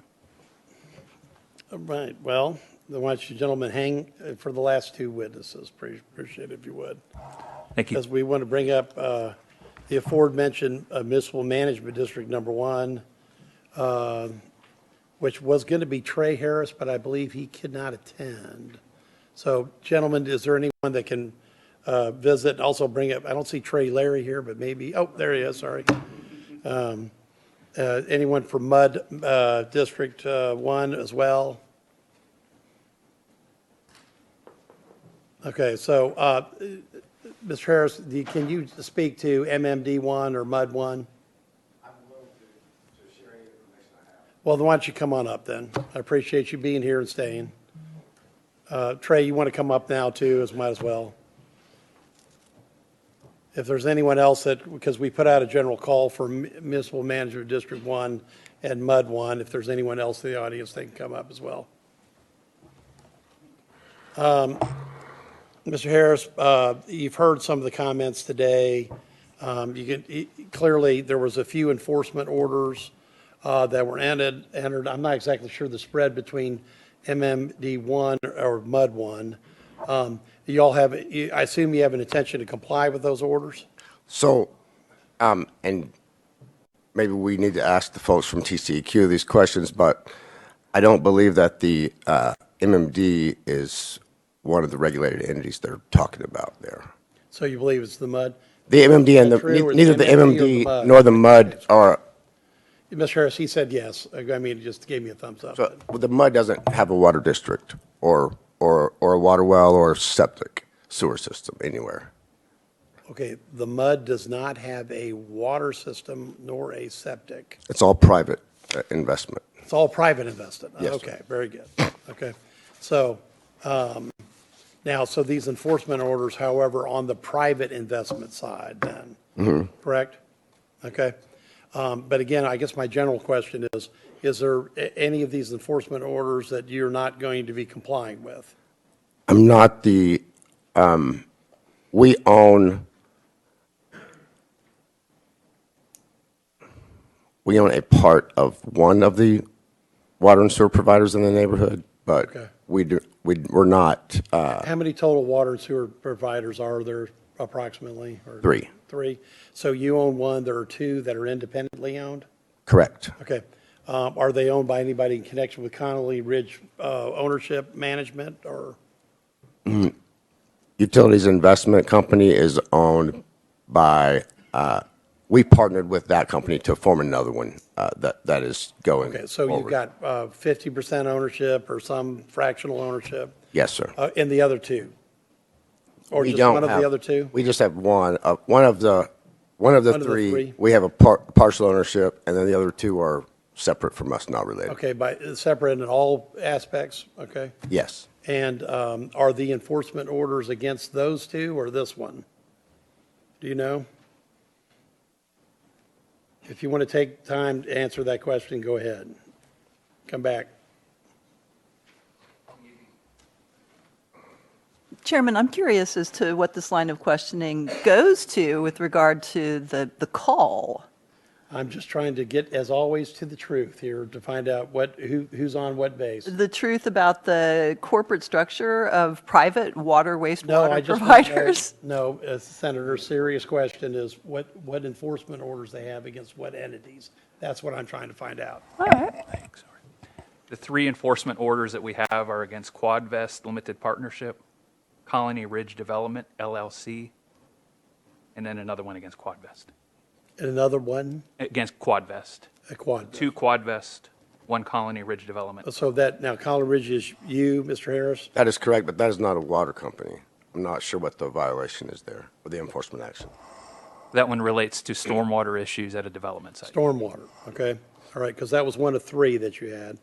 And is Quadvest this other joint partnership, or is that a different? No, it's a separate private separate. company. They're one of Right. the bigger private companies in the Right, state. and that you can't speak for. Correct. I cannot. Okay, thank you. All right. Mr. Larry, comments on MUDs? You've heard the testimony today. Do you have any specific comments or resource witness questions, et cetera? Take it. Sure. I'll offer some specific comments, then happy to answer questions. First of all, disclaimer, we've never met, and I'm not affiliated in any way with the MUD or the management That's district why here in you're here as Colony a Ridge. resource witness to I'm close. as always before this committee, an unbiased spectator, but do have some history with MUDs and management districts. I think we've heard a lot about growth, and I could make demographic data quotes, but you know them all better than I do. I'm instead going to provide a quote that I attribute to Lyndon Baines Johnson. I can't find any documentation for it, but I like saying it as an LBJ quote. Texas is like a growing giant in yesterday's shirt. That's referred to as a Hulk in modern technology. Right, a Hulk. Right, Hulk. that's We're horrible. literally bursting at the seams. I mean, I can see President Johnson saying that, so I like to attribute it to him. This growth is driven by the Texas economy. It's not driven by anything else. It's our jobs, our low taxes, our low regulation, low cost of living, and high quality of living. People want to move here. And there's a misnomer that districts cause the growth. Districts don't cause the growth. The growth is caused by the great work that we and you as leaders of Texas have done. And in that same vein, there's a misnomer that counties can control growth or stop growth by controlling or stopping districts. The focus needs to be on the growth and what powers the county has to regulate the infrastructure or the provision of services or the other things that are essential in that area. It's the county's business is not in whether it is a district or not. It is what are the standards for that area. Districts are there as a tool, and they're there as a tool to provide infrastructure and to provide services. And most importantly, and I say this probably every time I'm before you, and I have pretty handouts and everything, districts are a way for growth to pay for itself. Maybe not perfectly. There are always externalities.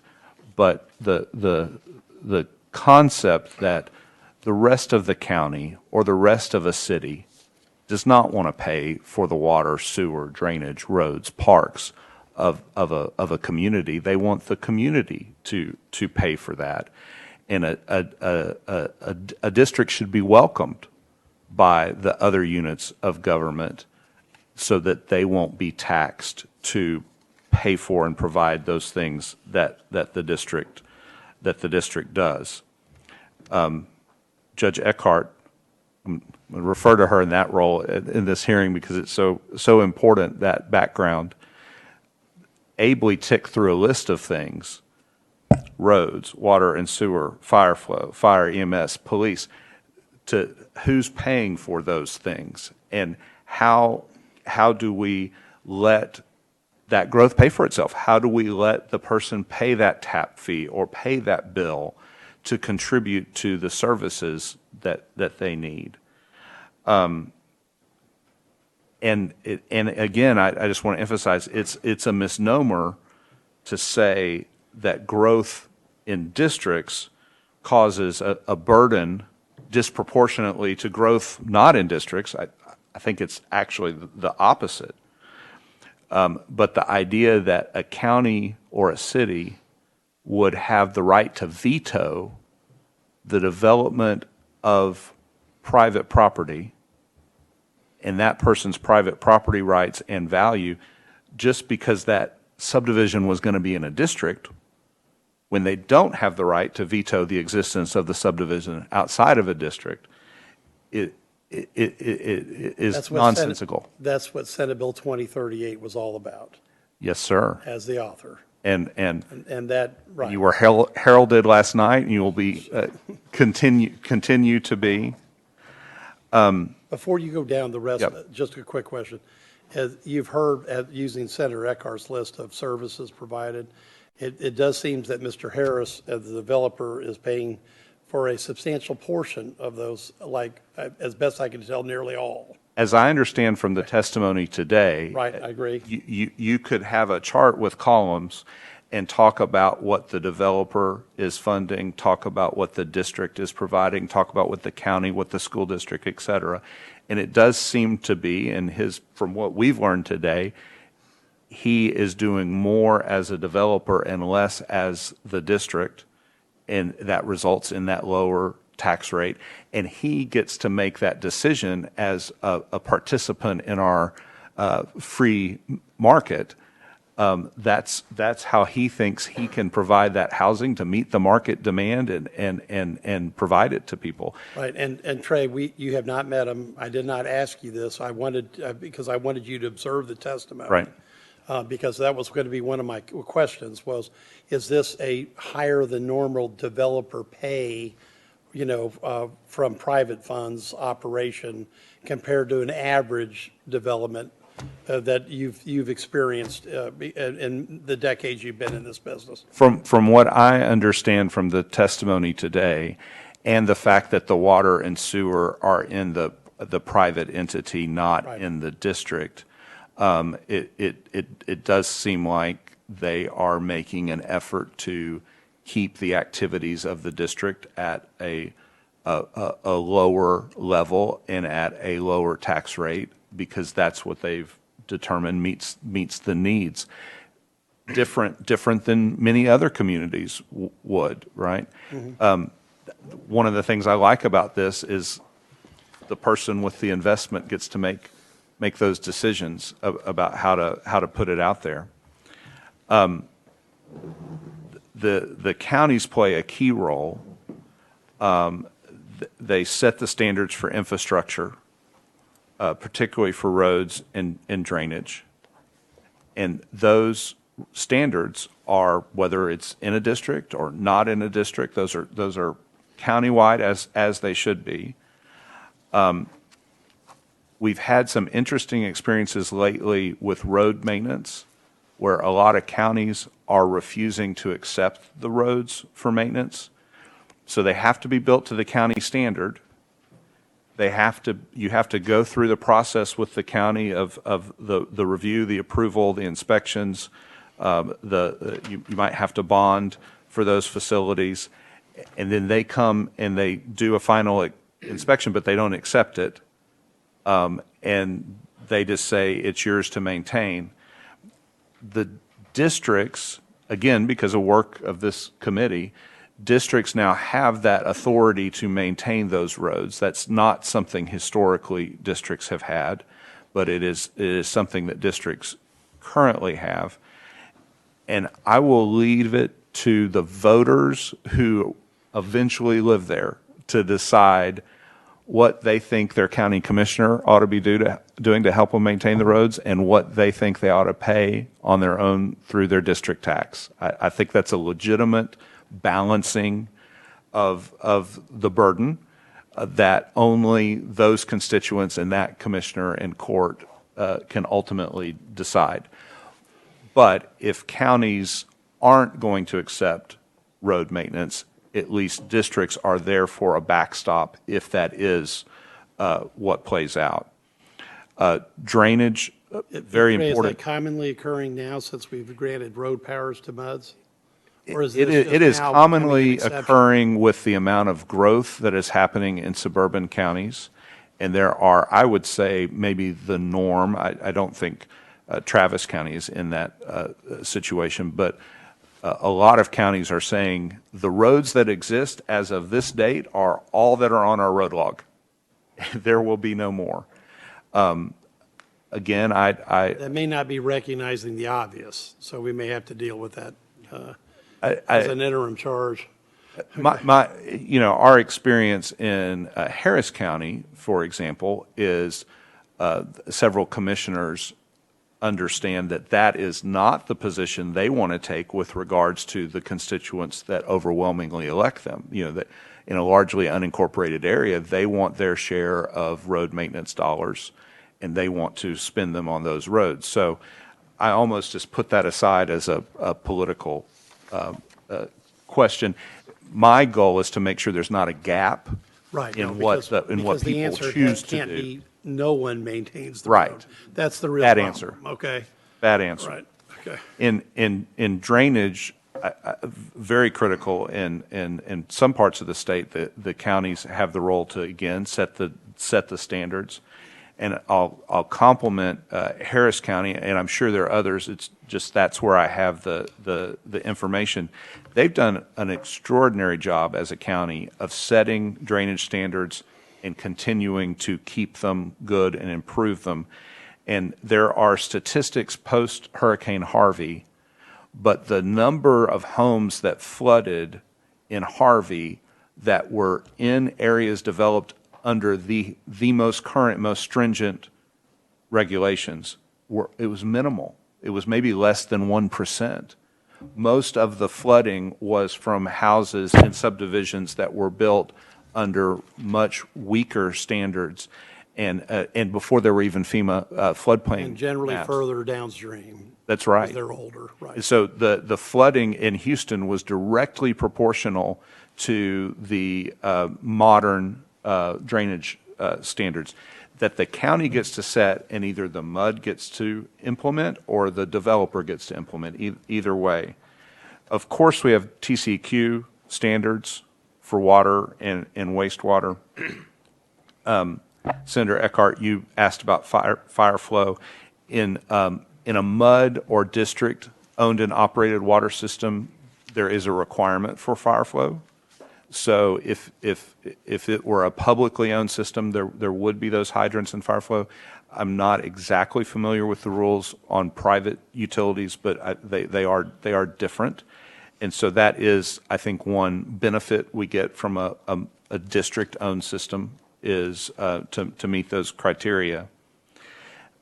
So not disputing the growing service burden of a growing county. I think that is reasonable. And again, my former county judge balanced that and still lowered my taxes, and I'm appreciative of it. But He even some voted for SB 2. unanimous, wasn't it? Right. That was quite unanimous. Go ahead. Some of the services that we talk about that counties are worried about aren't necessarily in unincorporated areas, and that's why we're talking about all of this, because this is an unincorporated area, not in a city. Fire and EMS are historically not the purview of counties. We have, Senator Springer, volunteer fire departments that function heroically, and a lot of those are now supported by emergency services districts, which are, I think, critical to the provision of services. And most of the suburban growing areas do have ESDs. My understanding of the legislative record is when Colony Ridge was first being developed, there was not an ESD. The city had excluded some of the land from their jurisdiction, and that Senator Nichols saw that there needed to be a backstop service provider. And they did at that time. I do remember part of those conversations. What are the different options? Can we create legislatively an ESD or a county assistance district or something? So typically, Actually, this bill pattern was unusual. It was unusual because it went to the administration committee at the time and not, was intergovernmental relations. So, Right. There may have had, that discussion may have occurred in the House. It did not occur in the Senate. Right. Because there was no hearing like we're doing today on Right. the bill. As usual, Senator Nichols is known for doing his homework, and so there were a lot of discussions Well, coming in. that is always the case, right? Right. Okay. Even there is a stopgap because all districts can provide fire and EMS under the Constitution and under the general law. And there's a very specific process where they put together a fire plan and present it to the voters, and the voters can vote on it. And it can include a tax, a mandatory fee, a voluntary fee. They can establish their own departments, but that's very rare, probably not efficient in most situations. There are, however, many agreements between districts and cities and districts and ESDs to jointly cooperate, or for the district. I have examples of districts in Houston, Katy, Rosenberg, Richmond, Sugar Land. They all pay a per capita fee that is set every month or every year over to the city, and the city includes it in their area. So there are ways to get that. And then here's the biggie, Chairman Betancourt, and you know this from your time in county government. There's no doubt that the sheriffs and constables in some counties provide an overall level of public safety that is not intended to be for a subdivision. And thankfully, the water code allows districts to contract or to have their own peace officers. By far and away, the most efficient way of doing that has been contracting with counties. And I see it everywhere. I see the vast majority of districts I work with, once they are at a certain stage of development and need that type of Contract deputy program. contract deputy program. And it works great because, you know, I can get nerdy with some of these numbers, Chairman, but as the bonds are able to be issued and paid off, that's actually when the population is increasing, when people want more policing. So you can start paying for more policing as you started paying off some of your infrastructure. And when you have a resident board who's running the district, this is one of their top issues, and they will continually increase the funding to get it to the level that they want. And I'm going to use Harris County as an example. I think this is stunning. I think this is really stunning. I knew there were a lot of contracts. I knew there were a lot of sheriff deputies and constables that were working off of the contracts that our clients and others provide. If I'm reading the numbers right, or more importantly, if Kristen's reading the numbers right. Yeah, obviously. That's right. In 2024, in Harris County, the revenue from the contracts to the county from the districts was $58,514,280.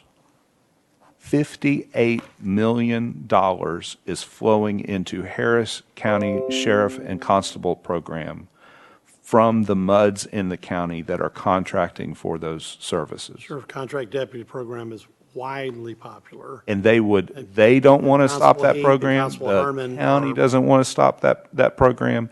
And does that No capture? one rational would want to stop that program. That's right. I mean, it is loved in those areas. And does that mean it completely covers the county's proportionate service to that? No, not at all, because there are some county taxes being collected in, it's a in great the process. augment. It is a great augment. I thought I had covered everything on this list of, I went through Senator Eckhart's list, and I had my own list, but Senator Betancourt, you won't believe this. I was stumped. I am completely stumped. There's a district none of y'all represent, or a county, I'm sorry, that none of y'all represent, who is at the TCQ protesting the creation of districts, partly because the district will not provide animal control services, and that they have contracted for a third-party study that for every 370 homes, there are 7 cats and 10 dogs, and that cost $185,000. And so they want the district to be able to donate to the county animal shelter $185,000 per every 370 homes to pay for animal control. So if you would like to carry a bill to possibly amend the Constitution, but at least to amend the water code to allow districts to pay for animal control, Can you give me a hint on the county? It is a county in which a city that has a lot of opt-out petitions. Oh, okay, all right, fine.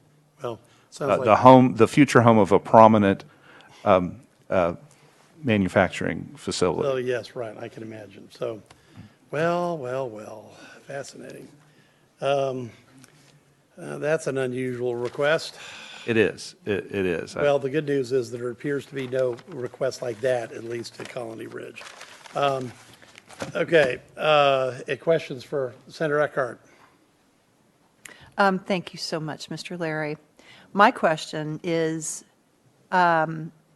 given the inability of municipalities to annex under laws that this legislature passed, have you seen and or do you predict an increased utilization of MMDs in these urbanizing areas inside unincorporated areas in order to meet the demand for a higher standard than the county can provide in police coverage, fire and emergency medical coverage, water, wastewater rather than wells and septic, zoning, which counties are prohibited from doing, residential building codes, which counties are prohibited from having, broadband, which counties do not provide, and an adequate revenue source to pay for all of those, which the counties wouldn't have even if they had the authority to provide them.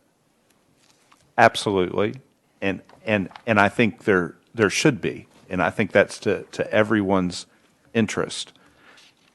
I believe a subdivision in a district is less of a burden to the county and others around it than a subdivision not in a district, which I believe was Senator Nichols' intent here, but it's almost fundamental to the whole discussion. What surprises me, Senator, is the marked increase in counties protesting the creation of districts at the TCEQ. Mm-hmm. And I think it's not well thought out. I think also in addition to saying we don't want the tool to help address those services, it will discourage the growth of, say, a master plan community, and will encourage smaller, subdivisions on kind of an ad hoc basis, because the people with capital to do large subdivisions aren't gonna deal with that situation. So I think, as you know from like our friend Commissioner Myers, there are huge areas of the state that are unincorporated and that their form of municipal government are districts. And they may rely on their county. They maybe have a closer relationship with their commissioner than people in a city do. I don't think that's a bad thing. I think that's a great thing. But that is the equivalent that could take that place and fit that service need. And then let's keep the standards high. Let's keep the infrastructure high quality. Thank you. Any other questions, Mr. Larry? Thank you. Thank you. I thought it was important. I wanted to get some perspective, especially while Ms. Harris was here, about how this compares to other issues in the state. Ms. Harris, I want to thank you for coming, because I have noticed one consistent point of you have answered more questions by more committees than I have seen the average person do in a lifetime. And at this point, I want to let you, since you're here, is there any other comments you want to make on any of the testimony you heard today? Yes, thank you very much. I really appreciate the opportunity to be here and talk about what we're doing. I just had a quick point. Y'all had quite a few questions for Sheriff Rader about the 10 deputies in our neighborhood and how busy he was with his other 40 deputies in the rest of the county. Our contract with the sheriff's office is for supplemental law enforcement. And I still haven't I'm confused by his math, right? If we're half the county and he's got 40 deputies at his discretion to send wherever he wants, then why don't I get any of those? I just get the 10 that we pay for. So by my math, we should be entitled to 30. Well, I would suggest you take that up with the sheriff, but he is basically describing a classical county contract deputy program. And and the only advice I would give to you is that they are, quote, widely popular, unquote, okay, because I know they are in my senatorial district. That's all. No, I appreciate it, and the officers do a great job. I'm just the deputies per citizen out there are, the way he describes it, very different in my community versus the rest of the county. Well, they are certainly, sir, when you add in the amount of DPS allocation that's there as well. No, what I'm saying is from the sheriff's office, if we're 50,000, if we're approximately half the county, and we get 20% of the officers, but those are the ones we pay for. The other 40, it seems like we would be entitled to half of those. Senator Eckhart, please. This is a great question for you to pursue, because I made notes about that as well. With 50 patrol officers, 10 of whom are paid for by you, that means there should be a 1 officer to 2,000 resident patrol ratio of the sheriff's deputies not paid on a separate contract. So you, sir, are correct. Half of his force should be on a rotation in your population, which is unincorporated. Your 10 deputies are to augment what the county standard is, not to replace it. That's my understanding of our contract. And that's why they are widely popular. Okay, all right. Again, anyway, well, okay, any other final questions? Go ahead, Senator Rader. Thank you, Mr. Chairman. And on that, I brought up Cook County and my sheriff, and, the numbers were pretty close to where his was. But we have half the population in Gainesville, Texas, where the sheriff's deputies don't patrol. They don't do anything because there's local police department that does that. And so I think that was sort of where the sheriff was, is he sees this almost as this MMD as a city de facto type of deal. And I need my other 40 to cover typically what you would see throughout the rest of the county. I asked, are they there for backup in this? And I would hope that a portion of those 40 would indeed do that and work with them on there. But that's somewhat of that difference in there in the number of patrol deputies they have that are outside of sort of municipalities. And because of the annexation, MMDs, MUDs have sort of taken on that, especially when they get to very large scales. Sure. We see one where it's 200. I had one, I think we did in Cook County, the first MUD, literally 200 houses. That it's small enough that, the sheriffs, you just sort of patrol that like they normally patrol a county road type of deal. Right. But anyway, I do appreciate you coming up and sharing everything with the committee. So it was very helpful. Thank you very much. I appreciate it. Okay. Thank you for your time. Appreciate testimony. It concludes the Senate committee hearing on Colony Ridge or like Colony Ridge situations in the state of Texas. I want to thank everybody for attendance, and as usual, you can tell that the committee does do one thing consistently, regardless of partisanship here, we're after the truth. Because we came here to find out what is really happening and make sure that all sides were heard. And this has been probably the most extensive hearing I've seen with multiple state agencies and others testifying on a singular subject in my time at the Capitol, because we wanted to leave no stone unturned about what the facts are on this development. So I want to thank everyone for their time and attention. And with that, we're going to leave the local government committee in recess, right? In recess, subject to call of the chair.